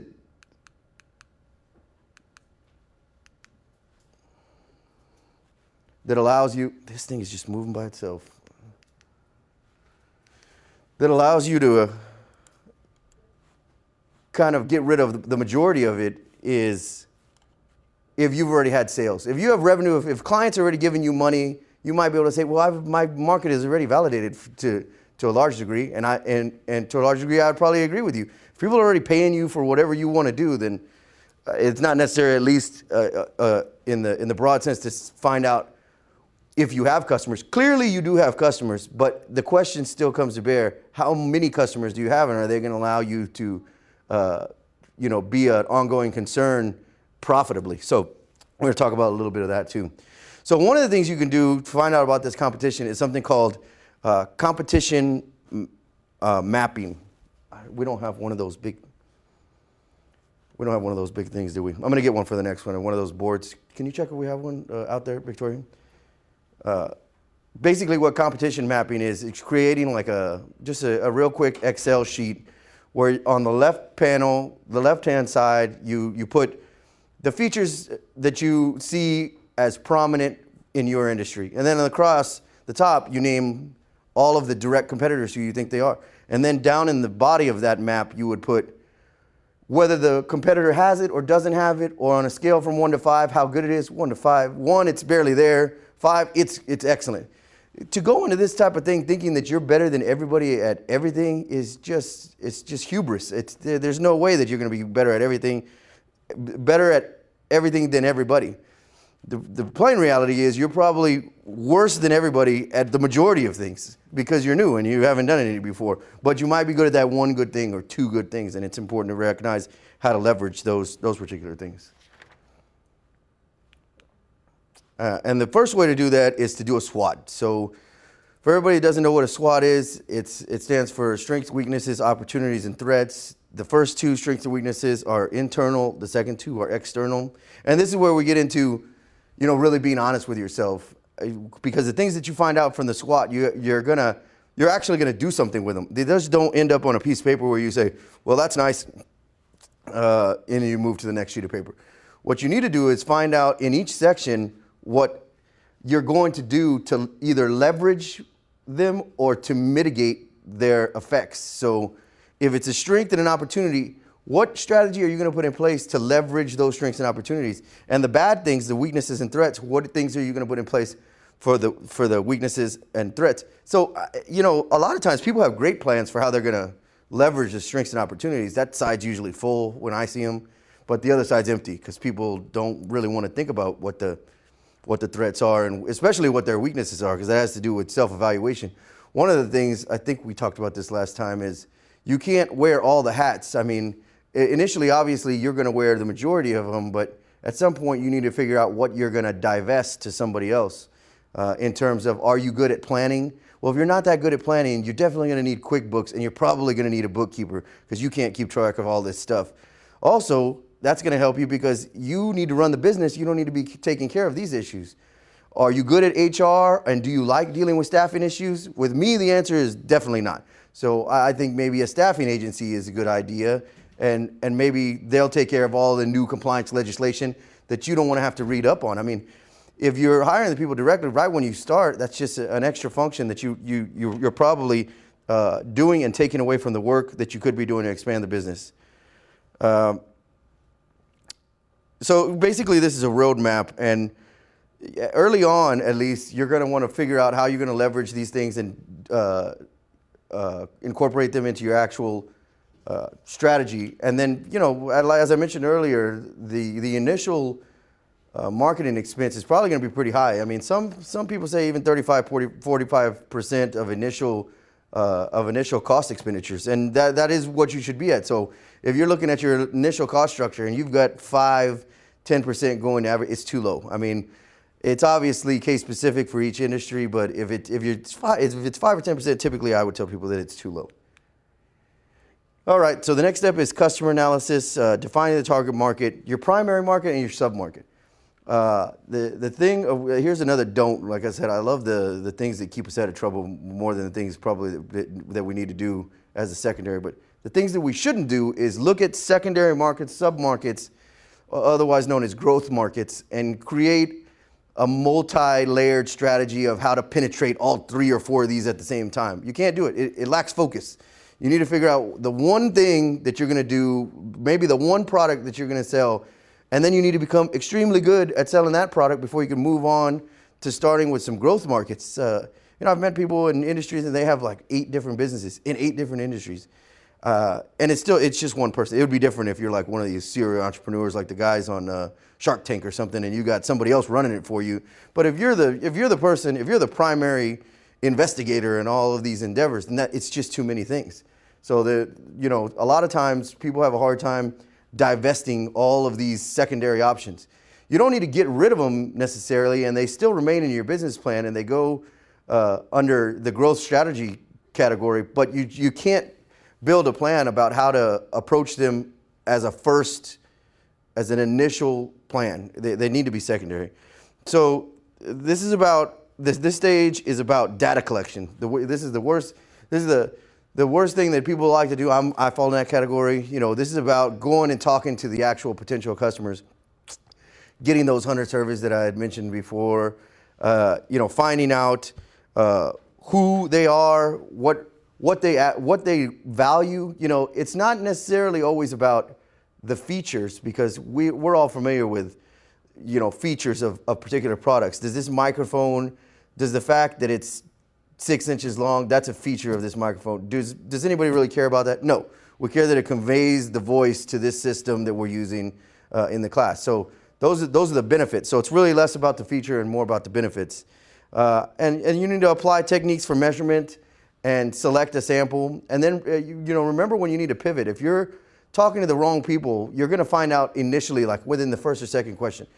If you are doing a business for a coffee shop and your first question is, how often do you drink coffee? And the person says, I do not drink coffee. That person is not one of your surveys, because they're not your target market. You just get rid of that one and then just move to the next person. So at the end of it, you're going to analyze the results and give it a go or a no-go. I've had some real good clients that after this stage, they realize that it's not going to work, or they realize that there are customers, there's just not enough of them.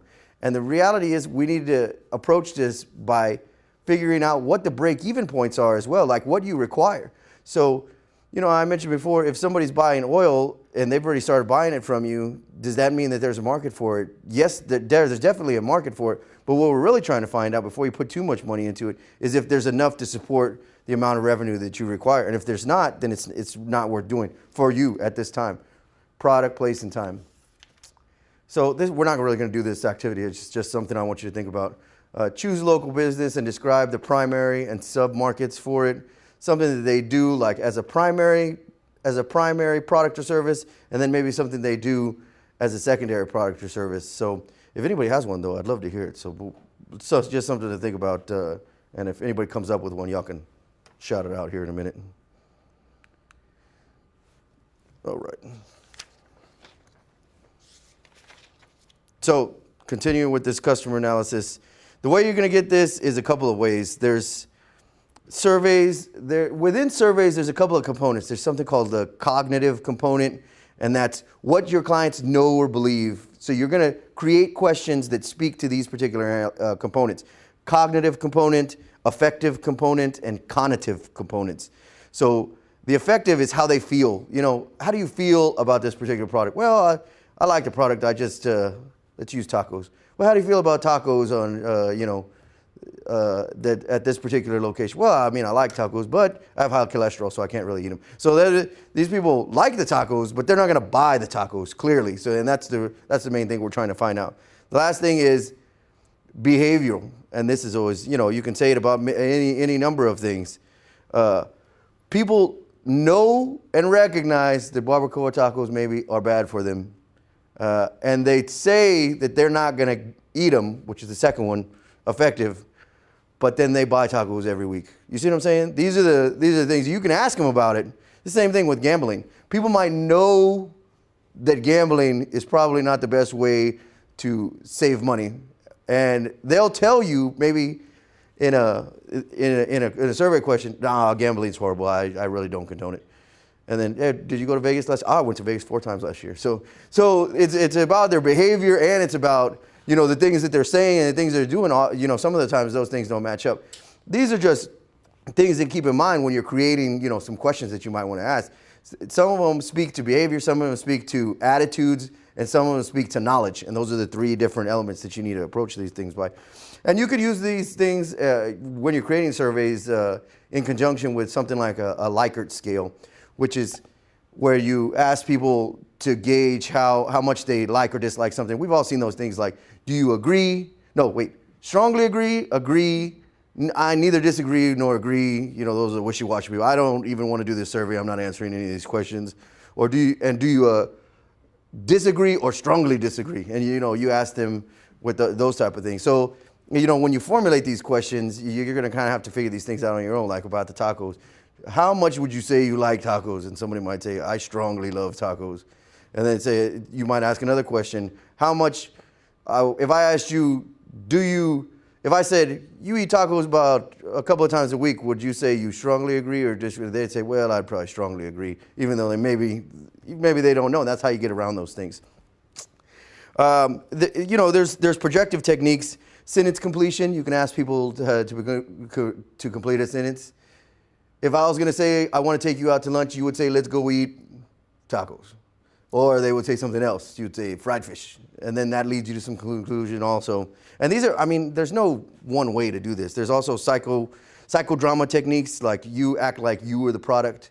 So if I said, if you were a candy bar, what kind of candy bar would you be? Well, I would want it to be something, you know, I would want it to be sweet. I would want it to be not too big, you know, I don't want to be full or something like that.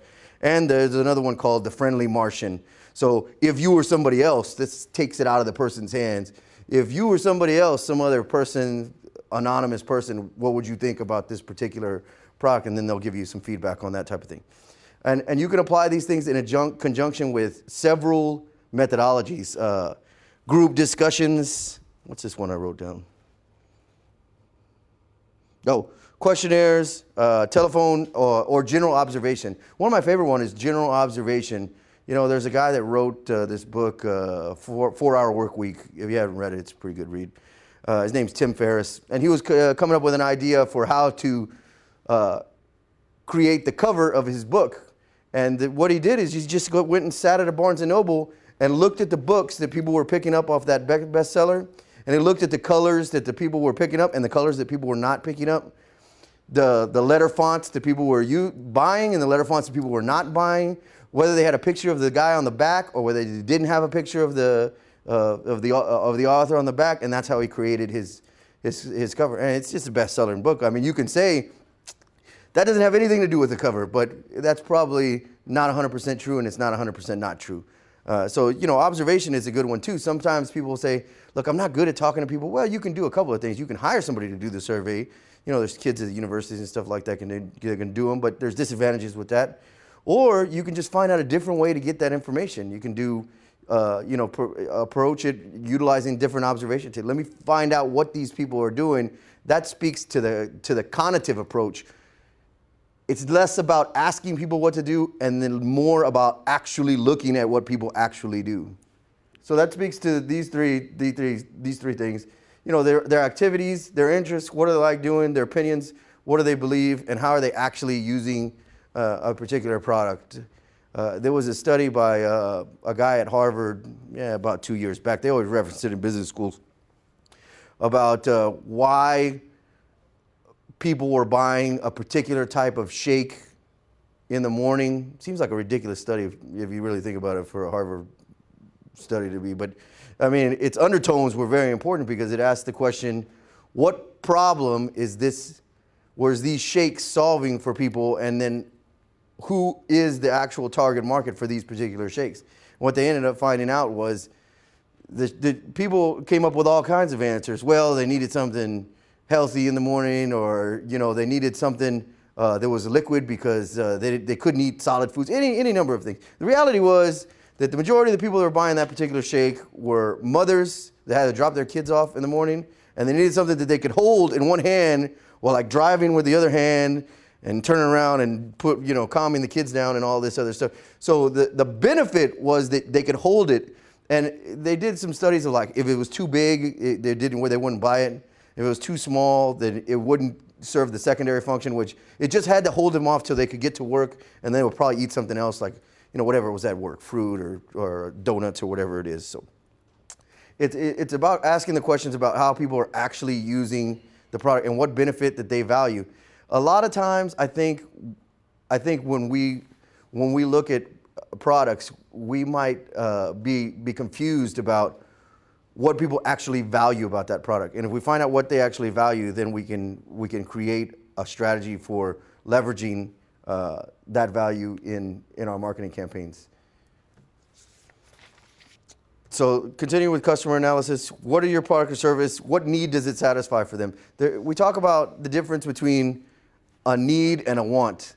And this is important. Is it a pain or is it a huge pain?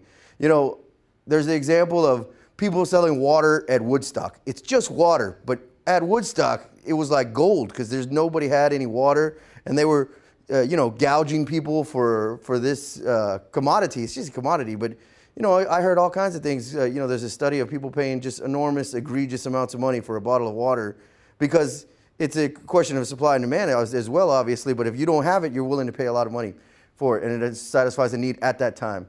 And how do they use it, and how price sensitive are they? This last one's really important because in the survey, even if it's just you're walking up and talking to people, you need to ask people if they're willing to purchase something at a particular price. Would you be willing to buy this oil if I said this oil has this? Would you be willing to buy it for $6.79? And you're going to find out a lot. No, $6.79, that's ridiculous. I'm not buying a quart of oil for $6. Or if somebody says, well, for that type of oil, I mean, definitely. And then you might have options. Well, would you really be willing to pay $7.79? Well, maybe. I mean, it depends. And you get a little bit more information. You have to ask that question because it's about a buy decision. If none of your questions have to do with a buy decision, then it's still just way too broad. You're just getting information and things like that. Yes, sir. What's that? An academic exercise. It's an academic exercise. It's a study. It's the great point, Chuck. It goes back to that point. Are you just accumulating information, or are you finding out a way to utilize that information with a plan that you're actually going to put in place? The marketing mix leverages your unique selling proposition, as I mentioned earlier. It's the factor considered as a seller for the reason that they want your product. This is also referred to as differentiation. This is probably one of the biggest things that, at least I know when people talk to investors, from the investors that I've talked to, it's the main thing that they're concerned with, and your ability to explain what your differentiation is. Why do people want to buy your stuff as opposed to other stuff? And are you going to be able to implement this strategy effectively? Do you have, and then it leads into other questions. Do you have the right management team to implement this strategy? But the first question usually comes up, what's so great about your product? The marketing mix contains these four elements: the product, the price, the promotion. We're going to talk about that a little bit later, and the place. So this is the price of the product, and this has to do a little bit with strategies of implementation. You can apply a lot of different, I guess, new methodologies for how you're going to approach each one of these. For price and promotion, for number one, there's a new, not really new anymore. I mean, it's been around for the last couple of years. A new strategy of something called freeware or freemiums. Have y'all heard of that? Basically, that means if you want exposure, initial broad exposure, what's the best way to get initial broad exposure? You give it away. You give it away for free. And that is a marketing expense. I mean, when you do your pro formas at the end of the year, whatever that costs, that's a marketing expense. And anything that you do as associated with marketing expense is an investment decision. You can't look at it as necessarily a flat expense, but really what it is an investment decision, because you expect return on this investment. You're really not giving it away. You're buying exposure for it. It's not tangible exposure, but you're buying an intangible, if you will, but you're still buying something. In the same way that when you do a survey, that's one of the reasons I recommend monetizing surveys, because I think you're buying engagement. If you give money away or give a gift card away for a survey, you're not buying their compliance because maybe they were going to do it or they were not going to do it either way, but you are buying engagement, and the engagement is the most important part of that survey. That leads into the theory of it's a psychological theory, the theory of the psychology of reciprocation, and that has to do with once you give somebody something, they feel obliged to give you something back, and since they can't give you anything tangible, then they give you their engagement, and that's how you get better survey results. As far as your product, it's important to remember that your product needs to meet the needs of your target market. Now, you might ask yourself, who are they? And then a lot of the things that we're going to talk about right now is finding out who your actual target market is. It's one of the most, it's hard. It's one of the hardest things I find with this whole business plan process. I always tell people the hardest thing is finding out who your clients are. The things that an investor or lender is most concerned with are the financials. So that one of them is the hardest, and one of them is the most important in the eyes of the most important people, basically. But for the things that you can do, because after you create the plan and after you do your financial projections, really it's in the hand of an investor or a lender. I mean, you've done everything you should do, and then they're going to tell you why or why not. They're going to fund you. But in my opinion, this is probably one of the hardest things. And it's important to understand this 80-20 rule. This 80-20 rule is great. They talk about it in academia all the time, and it's really applicable to a lot of things. It's also referred to as the Pareto principle, named after Vilfredo Pareto, is an Italian economist that found that in cities in Italy, 80% of the wealth was held by 20% of the citizens, and that you can extrapolate that across pretty much all cities. And then another economist expanded upon it and called it the Pareto principle, because you can apply it to anything in business or in general in economics. So what it really means is 80% of the results come from 20% of the effort in most cases across the board. It's broad. That's why I call it a principle. I mean, it's not a law, but it is a principle across the board. So for our purposes, what it really means is 80% of your profits likely come from 20% of your clients. And this is very important, because you're going to have different classes of clients, different types of clients. And I don't know if I've mentioned in this class, everybody usually, well, not everybody. Some people give some pushback about this particular point, but this is one of the most important things in my point of view.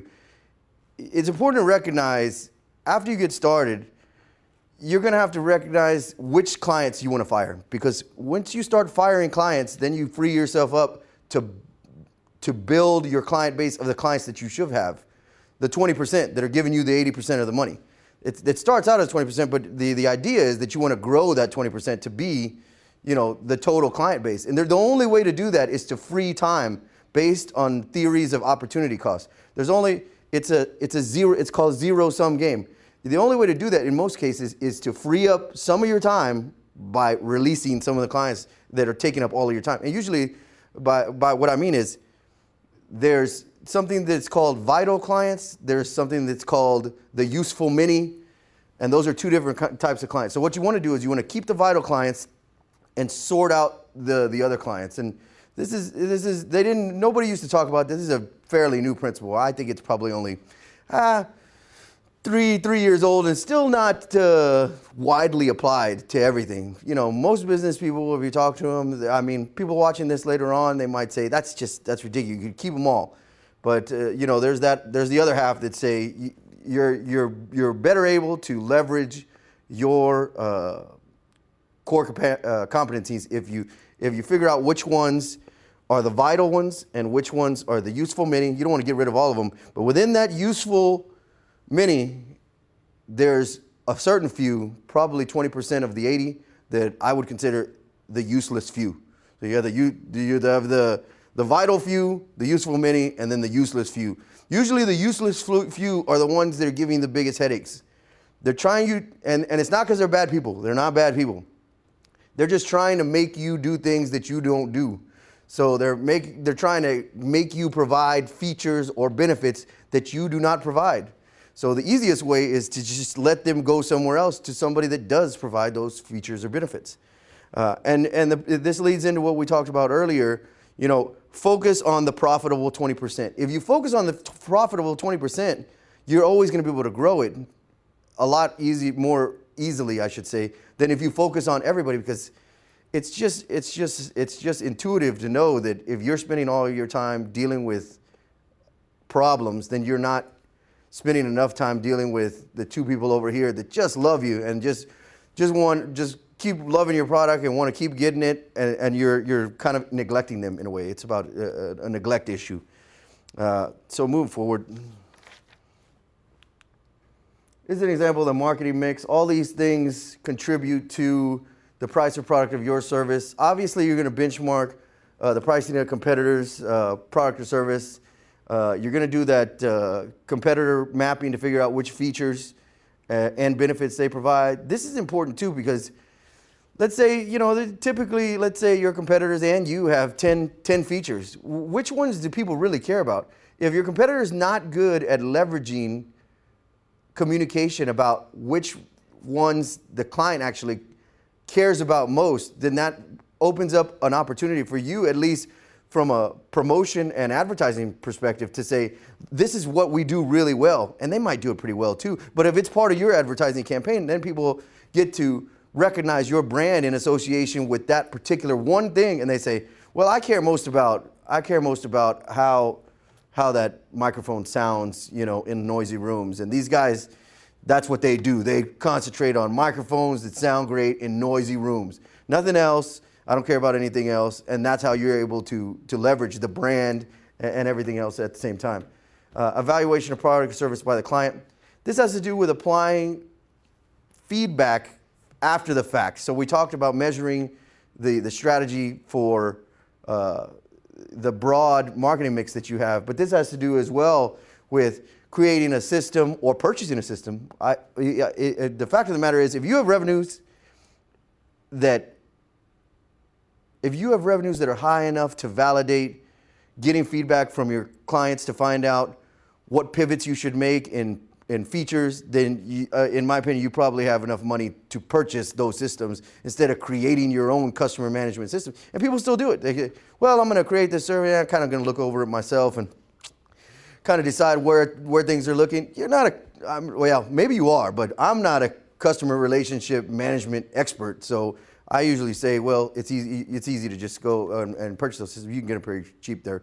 They're called CRM systems, and they have them for all sizes of businesses. They have them from really small micro businesses, small, mid-size, and large. I mean, people sometimes get the impression that there's only one type of product in this one price category for that function, but a lot of times there's the ones for the lower and the smaller businesses too, and it's important to leverage those.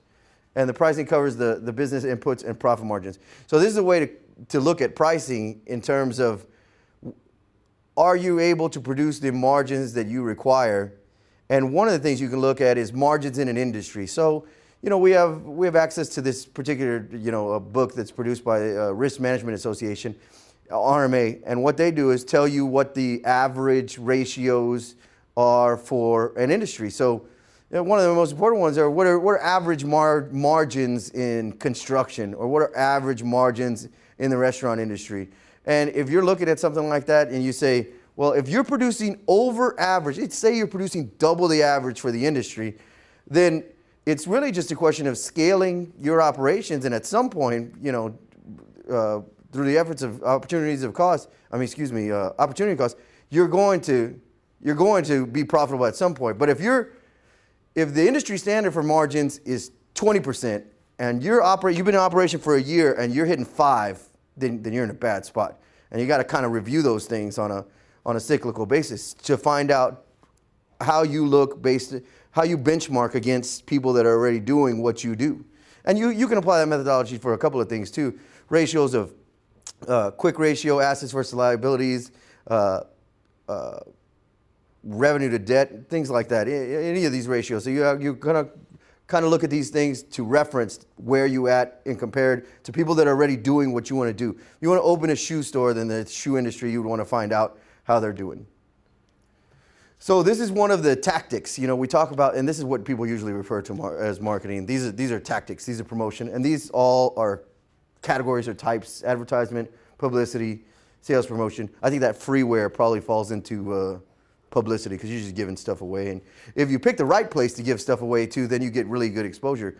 You know, I've mentioned before, like water bottles. People have done it before. You give away water bottles, and they have your information on them. If you're in the right location and there's a lot of people that need that type of thing, then you're going to get a lot of exposure from that. But they don't work all the time. Obviously, I don't want to allude to the idea that they work all the time. Place, distribution channels. This speaks to what I was mentioning right now. If you're doing something that involves archery and you're giving away stuff at Starbucks on the nice side of town where you're not even close to anybody that might be interested in archery, maybe you're in the wrong place. So it's important to know what place is probably going to produce the best results. And this has to do with your actual business physical location. Obviously, I think we all know the cheapest is not always the best. You have to pay for location. And your differentiation. How are you creating value for your customers? Customer buy-in for their own reasons. It's, you know, when we start looking at these plans, before we get survey results, a lot of clients say, I know exactly what my customers want. And one of my first rebuttals to that is, how do you know? I mean, how do you really know? Sometimes they've done the research, maybe they just don't have the paperwork, the paperwork to show this is what my clients are actually saying. But if you don't even have that, then you're really just guessing as to what somebody else wants or needs or values in a product. Promotion part, this is also a tactic. It involves the advertising as well, online and mobile strategies. How you measure these things is going to determine what pivots you need to make. So in the last part, we talk about what's the actual step of implementation. The actual step of implementation is looking at which things you're going to do, when you did them, how well they worked. If you're able to measure them, you want to know how you're going to measure that particular function. Is it a CRM system? Are you getting direct feedback from clients? Is it analytics? Are you doing coupon codes? Coupon codes really is a lead into analytics too. People underestimate the value of coupons. Coupons are great. You can measure them really easily through analytics and find out, hey, how did you find out about us? That's another thing you can do. Surveys, direct surveys, they tell you a little bit about maybe the features and benefits that clients are interested in, but they also gauge the exposure by finding out a certain type of information. You can also do it if you have a storefront. You say, how did you hear about us? You can also put that on the order form, you know, and tell people if they fill out that little part, you know, maybe they get a free candy or something. It's any way you can monetize those things, or don't monetize it. Sometimes if it's on an order form, the ones that you're going to get, and the most valuable ones, are the ones from people that are ticked off. And those are great. Nobody ever writes anything when they're happy. I mean, there's statistics about how many people you tell about a good experience. Let's say Felipe had a great lunch today. It was fabulous. He probably won't tell him. He probably tell one person, tell his wife. But if he had a horrible lunch, he'll tell 7 or 8 people before the week is over. So, and those are the ones that are really valuable. So if you put it on there, a lot of times people are going to say, all I'm getting is the bad stuff. That's all you need. Why do you need the good stuff? If you know you're doing good on a certain things, you need to find out what you're doing bad on and just fix those things.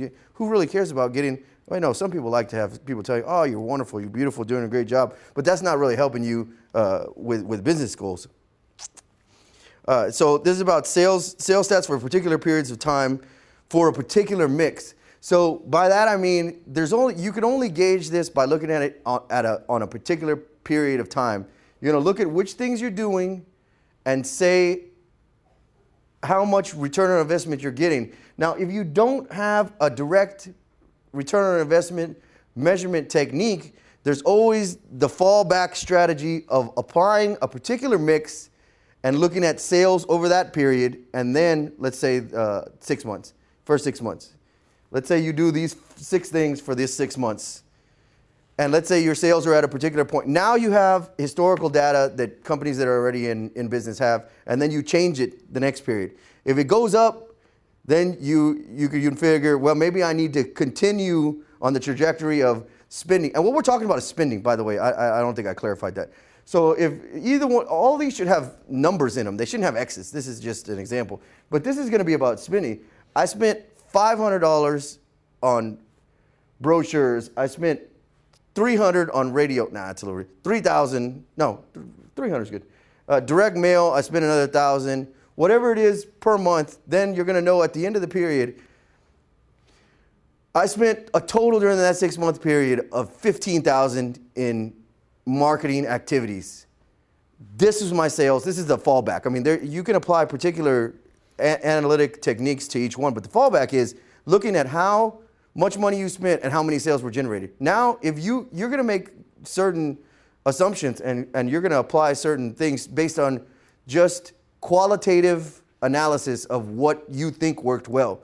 You know, they talk about all these things, techniques you can apply, but ultimately, you have to make a decision, and it's probably going to be a gut decision about what worked and what didn't work. Then you make the changes, then you have another 6-month period. Then you're able to see whether sales went up or down, and then you gauge it like that.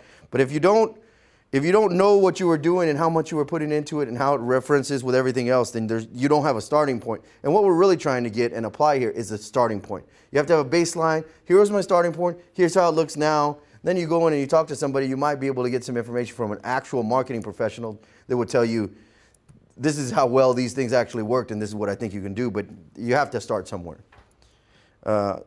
Measure. Oh, so look for patterns and correlations. That's the last thing I wanted to say on that one. So budget the amount to invest in each promotional area. You have to talk about how much you're going to put into each area. It's important to keep in mind that marketing activities are investment activities. If you keep that in mind, you're not going to be squeamish about spending the money early on.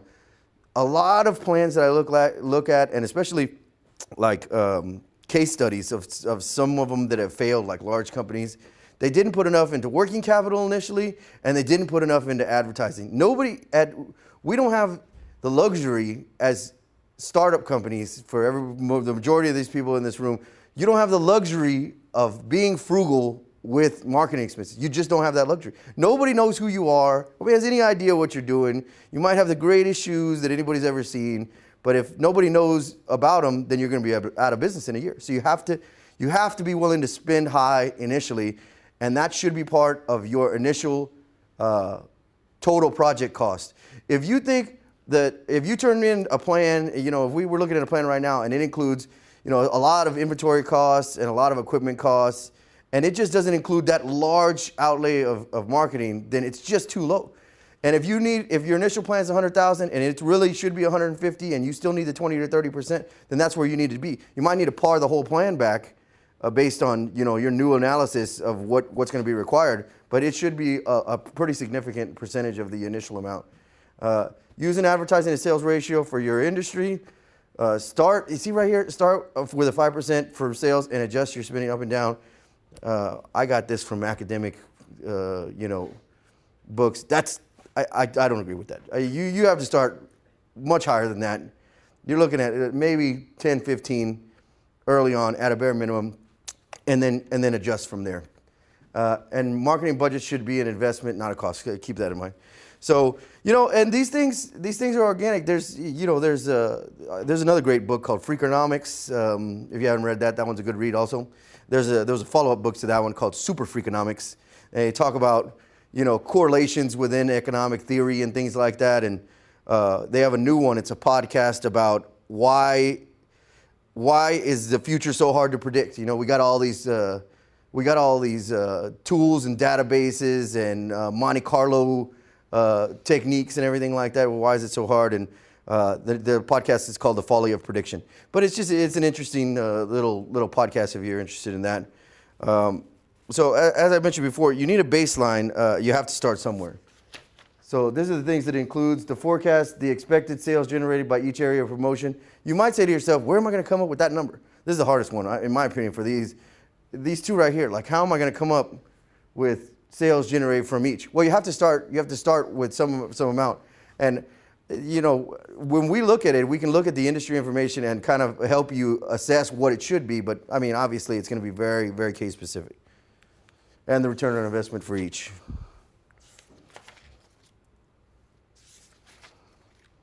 We're going to skip this one.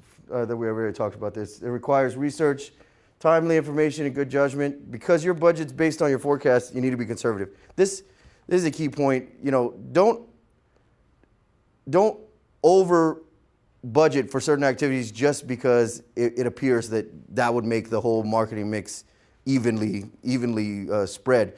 Put money where you think it's going to be most effective, and be aggressive. This is the biggest one. Be aggressive with the amount of money that you're going to put in the things that you think are the most important. Forecasting method, use past sales. Obviously, we don't have that.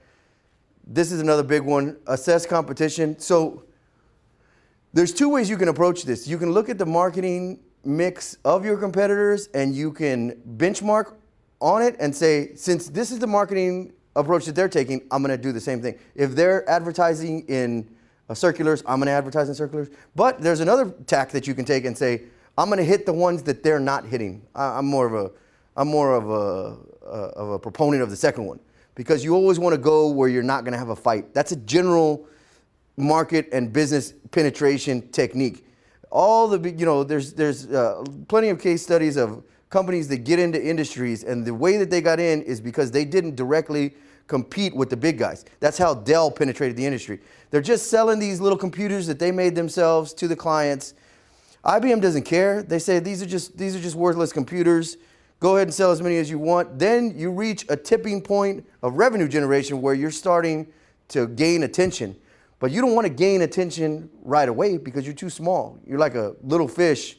You don't want to go swim right next to the sharks. That's just ridiculous. You would want to go swim where there's nobody else and there's just a lot of plankton, and you're going to be all right. Assess the changes in the market, economy, customers, and products. This speaks back to the thing I mentioned about making quick pivots. Keep an eye on industry trends by subscribing to two things I recommend, actually three. Subscribe to an association for your industry. Subscribe to a general business magazine. I recommend Entrepreneur Magazine. And subscribe to a magazine that deals with a trade magazine. So if it's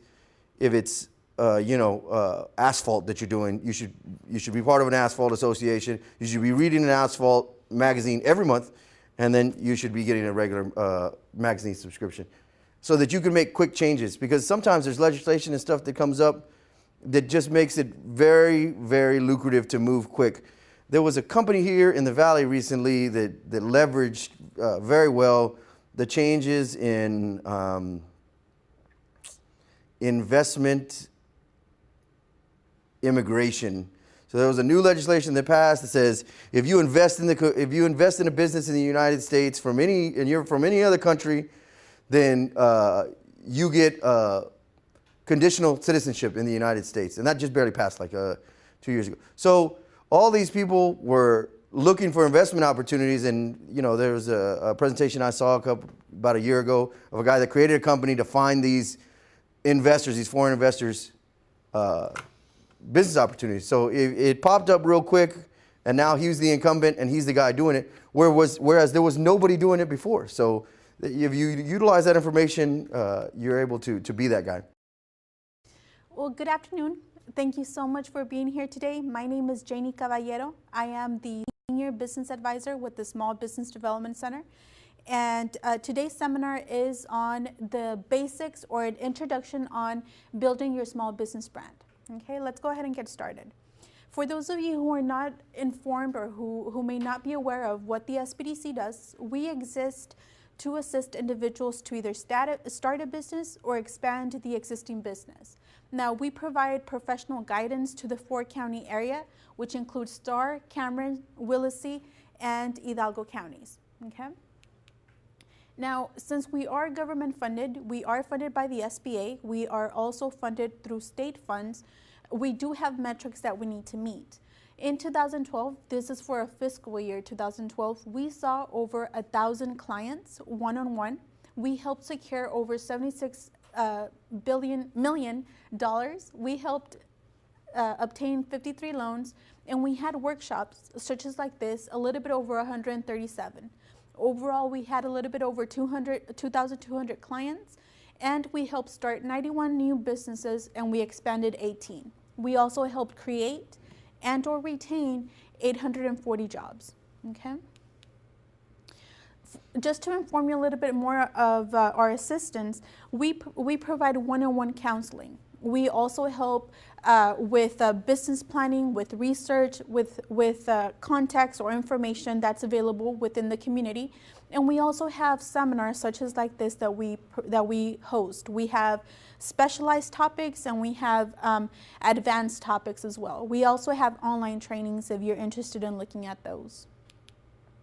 Now, let's go ahead and talk about today's objective. Pretty much the takeaways for today is understanding what a brand is, understanding the importance of branding, leave today with 3 branding principles, and learn tips on how to build a successful brand. And then once you know how to build a successful brand, learn how to protect your brand. Okay? So let's go ahead and get started. the first thing that you need to look at as a business owner or as a potential small business owner is look at your business. You know, begin looking at the products and services that you offer and remind yourself why your business exists or why you want to start this type of business that you're looking into starting, okay? So ask yourself, you know, what is the company's mission? What are the benefits and features of the products or the services that you offer? What do your customers think of you? You know, those people that you're already doing business with, what do they already think of your company? What do you want them to think about your company? And what qualities do you want them to associate with your company? This is especially important in the beginning for those of us who don't have an existing business, because all of this will begin by choosing your business name. These are things for you to look at when you're choosing your business name. Now, choose your business name strategically, okay? One, you know, make sure that it's related to the products and services you offer. Some of us like to put our children's initials and it says nothing to the general public, okay? Think of a word or a phrase or a combination of these that creates a relation to the products and services that your business will offer. Just as important, make sure that it is web friendly. Nowadays, if you can't be found on the internet, you don't exist, okay? So make sure that people can find you through a website, preferably businessname.com, okay? Make it simple, make it memorable so that people can remember it, okay? Don't make it overly complicated that people are not able to remember your name easily. Make it stand out and have a logo in mind. You know, some businesses, the name that it has or the name that you choose, there might not be a logo easily associated with the name that you choose, okay? The best example I can think of this is Apple. The company Apple, the logo is Apple, people associate it very quickly with the products and services that it offers, and even they associate it quickly with the quality standard of products and services that they offer, okay? So once you've sort of decided on a name, the next thing is to make sure that the name is available, okay? Make sure that the name is available to register, that it's available for a web domain name, and that it's available to use across social media networking sites. If you want to make sure that your name is available to register, it depends on the legal structure that you're looking to register. If you want to register as a DBA, a doing business as, or a assumed name certificate, you would want to verify with the county where you will be doing business under. If it's a corporation or an LLC, then you want to check with the Secretary of State. It is free to do so, okay? Now, if you want to check if it's available to register as a web domain name, there's different companies online that you can do a search. One of them is CorpNet, which is corpnet.com. You also want to check if the name is available to use across networking sites. It is no use if you can have a businessname.com if you can have the same name for your Facebook or your Twitter or your LinkedIn. If you want to check how to ensure if the name is available across a social media site, you want to look at Knowem, KNOWEM.com, or namecheck.com, name, NAMECHK.com. And that would tell you if that specific name that you're thinking about registering is available across the most important social media networking sites. So now that you've sort of determined what name you would want to register, and there more than likely will be a available website, then you can start building the visual identity of your business. This could be achieved through a logo. Now, a logo is a word or a phrase that serves to identify your company, okay? There are different types of logo. These are 3 common ones, which includes a font-based logo, a illustration logo, or an abstract symbol logo. We can see those there. Now, when creating a logo, look at the logos of other businesses in your industry. Look at what your competitors are doing. Look at what the key and major players within your industry are doing. What is their image? What is their logo? What is their business name?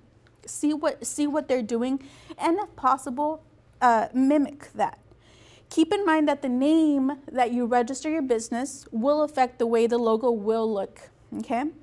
Also, focus the message that you have, focus on highlighting the key benefits of your company. Consider the colors that you will look, and overall make it clean. There are some logos that get distorted when you upload them to the internet, or when you save them in different JPEG or different files. So you want to make sure that it is clean. Now, another thing to consider is any cultural issues, okay? Sometimes different words, different logos, different shapes mean different things to different cultures. So you want to make sure that it doesn't have a negative connotation, and that it's not offensive to different cultures, especially if your business will be engaging in exports or doing business internationally, okay? Now, keeping in the logo, or still looking at the logo, one of the things that you also want to consider is the psychology of colors, okay? Depending on the type of business, the services that you offer, who your target market is, you also want to consider the colors that you're using to make it your logo, your business, your brand, appealing to your target market. Here's a list of different colors and the meaning that they project. Now, I ask you, do colors really matter? Automatically, for those of us who saw this, you automatically saw Yahoo on the first one, and you thought of Google when you saw Yahoo with different colors. So colors do matter. It's part of the brand, it's part of your image, it's part of what your customers or your potential customers will connect with your company and the products and services that you offer, okay? Now, sounds also matter. There are sounds that are associated with branding. This is called audio branding. Some of your businesses, some of the local businesses have that. Let me just show you an example of what I'm talking about.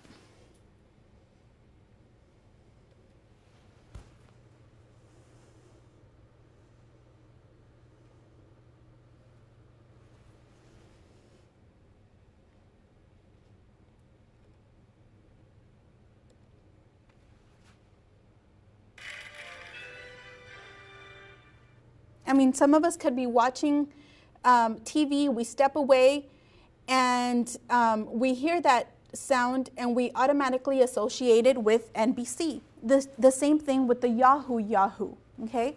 Locally, there are other companies that we can think of who also have a sound or a phrase, a musical phrase associated with their company, with their company's brand.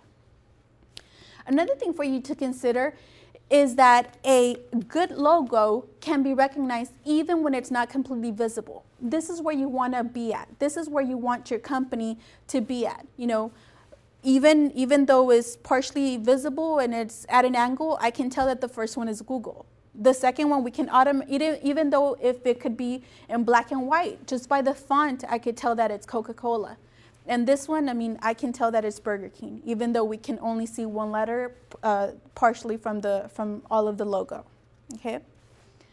Another thing to consider is that some actually provide a hidden message within the logo that they choose. For example, the first one, Baskin-Robbins, illustrates the 31 ice cream flavors that it started off with. Amazon shows that they provide any product that you can look at from A to Z, and it has a smiley face because you'll be so happy shopping with Amazon. Tostitos or Tostitos, you know, it's a family tradition to eat chips and salsa, where there you go, there's two individuals sharing a chip and a bowl of salsa, okay? So these are also things for you to consider when designing your logo. So the next question is, how can I create my logo? Well, it's not that difficult. As a matter of fact, a lot of individuals think that to design a logo, it could get pretty expensive.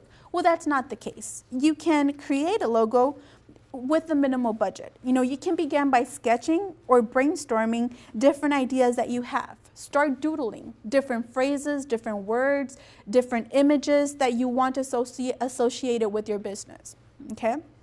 You can actually also hire a graphic designer. one of the things that I would suggest is to hire graphic designers who are almost graduating from one of our university, whether UTB, UTPA, or even South Texas College or STC. Okay, most of these individuals, just to get the experience, they will help you out for free. You know, maybe they need it for a class project. Okay, another big trend is online resources. Here are two examples of companies. These are not the only ones, but these are two examples of logo design resources online. The first one, just as the second one, what you do is you create your own budget, you tell them what type of business you want, what type of colors you'd be comfortable with, and then designers all over the world provide you with 5 to 8 different logo ideas for you to choose from. Okay? And again, it's based on the budget that you give them. So now that you have a name and a logo, what's next? You know? Well, you can begin to focus on using these to your branding efforts. So you can begin building your business reputation. Now, this can be accomplished through what we call branding. So the following slides will focus on what branding is. First of all, let's get what is a brand out of the way, okay? A brand is the image that people see. You know, this is the image that your clients see. The brand is who you are. It highlights your strengths, you know, the strengths of your products and services, and your business reputation. It is not simply your logo. It is what your logo displays, and it is the emotional and the intellectual aspects that your logo and, you know, whomever sees it projects within your target audience. Okay, so the logo helps communicate what the key benefits of your products and services are to your target, to your customers. Branding, on the other hand, is part of your marketing process, okay? Branding uses your brand, which includes the name, the logo, and the design, the colors, which we've talked about. It uses that within your marketing strategy, and it helps to create and identify your business in the eyes of your customers, okay? So that is branding. So how do you get your brand recognized? There are different things that you can do. What I would suggest that you begin doing is research on who your customers are. What are their demographics? What are their lifestyles? What do they like? What are their tendencies? You know, what mediums do they use to purchase products and services similar to yours? And then make your decisions on where you will advertise based on that. Where are your customers buying from? You want to be there. You don't want to advertise everywhere if that's not where your target market is at. There are 3 branding principles. Let's go over them. Keep a focus, keep it simple, and be consistent. Okay? Like I've mentioned, know who your customers are. If you don't know who your customers are, all of this is worthless. Okay? Know who your customers are. Then tailor your products and services to them. Tailor how you market the strengths and the uniqueness of your businesses to them. And then use the tools that we went over in order to make your business name and logo identifiable to them. Okay? Keep it simple. You know, keep your message and your logo simple. Make it memorable, but ensure that it catches the customer's attention. Something as simple as a swish or a check mark can do it, as Nike did. Okay?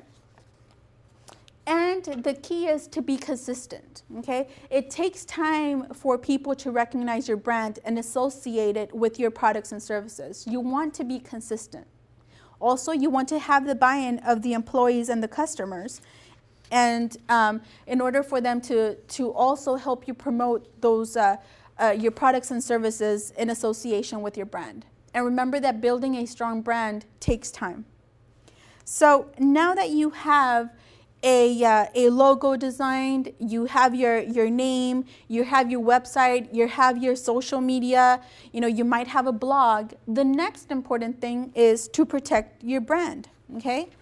Now, there's different types of protection. We'll cover these: a copyright, a trademark or a trade service, a service mark, and a registered mark. A copyright pretty much is protects authorship such as literacy,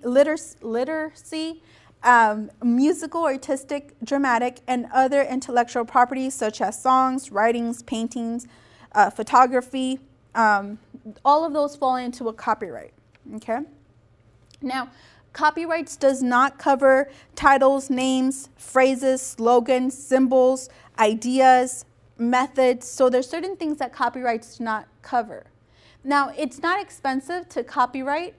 It could cost up to $35. You file it with the Copyright Office, and you are protected, or your protection lasts the life of the author plus 70 years. When you copyright something, you get to use the C with the circle around it. Now, on that note, as soon as you create the work of art, you can automatically copyright it, or you can automatically show your protection by putting the C around it. There's a specific way, the C with the circle around it. There's a specific way for you to showcase it, you know, and the Copyright Office shows you the different ways for you to protect your works of art.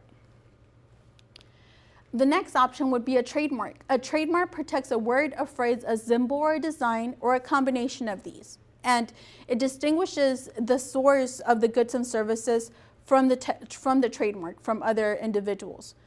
You can file for a trademark at the U.S. Patent and Trademark Office. There's no fee to register to have the TM on your products. There's no fee for that, and I'll touch upon this a little bit more. Let me just go over the service mark. Service mark is similar to a trademark, but it uses the SM for a service mark, similarly to a trademark, but this is more tailored to those businesses that offer a service. And you also register a service mark with the U.S. Patent and Trademark Office. Now, when you register your mark, whether it's a trademark or a service mark, when you register it at the U.S. Patent and Trademark Office, that's the only time that you can use the R with the circle around it, which is a registered mark. Okay, this you only get it again when you obtain a certificate at the federal level from the U.S. Patent and Trademark Office. So, to recap, automatically, if you're not infringing on any other trademark, you can do a search at the U.S. Patent and Trademark Office. If your logo or your mark is not infringing on anyone else's, you can automatically put the TM or the SM on it, which helps your business look that much more formal in the eyes of your customers or your providers. Okay. Once you register it, and only when you register it, you can use the R with the circle around it. Question, Yes. are they exclusive? You don't get all of them, What do you mean? You don't get a TM, an SM, and an R? Okay, good question. It depends on your company. Depending on the products and services that your company has, you would either choose a TM or an SM. If you choose a TM, you can use the TM as long as you like.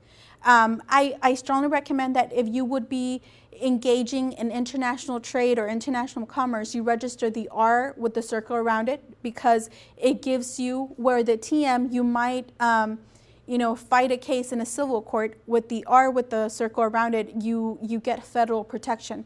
Customs and Border Patrol also they also protect your brand. So once you register it, you will no longer use the TM, you will use the R. and in the industry, they recognize the R as registered trademark or registered. Registered mark, yes. So it no longer matters if it's an SM. Exactly. Mm-hmm. And that one has a cost. This one does have a cost, yes. You can register it yourself. There's the filing fees vary depending if you're filing a color trademark, a script trademark. You know what I mean? It depends on how extensive your mark will be. There is a fee. You can do it yourself, or you can hire a local attorney to help you with it. Mm-hmm. Is there any advantage, like that Walmart logo there, to have it both registered and copyrighted? The logo, Walmart with the circle around it, will be registered. It can't be copyrighted. It doesn't qualify to be copyrighted? No, but for example, Walmart's employee handbooks, Walmart's ads on the paper, Walmart's commercials Walmart's website that gets copyrighted. So Walmart will put all rights reserved, a year, Walmart, the copyright symbol. Exactly. Any other questions on trademarks? Okay. Now, the benefits of having a registered trademark is that you have a public notice of ownership of the mark. Like I mentioned, you have the ability to bring action concerning the use or misuse or infringement of your mark to a federal court. And like I stated, Customs and Border Protection Service record your mark and protect it when doing international trade. You have the right to use the R with the circle around it, and it'll be listed under the U.S. Patent and Trademark Office so that no one else infringes upon your mark. Okay. Here are resources that you might find useful for all of the things that I mentioned, including the U.S. Patent and Trademark Office, the U.S. Copyright Office, information on the colors of branding, the different sites that I told you about to have your logo designed online, and you have other small business resources that may be useful to you. Thank you so much for sitting through today's presentation. If you have any other questions, I'll be more than glad to address them at this time.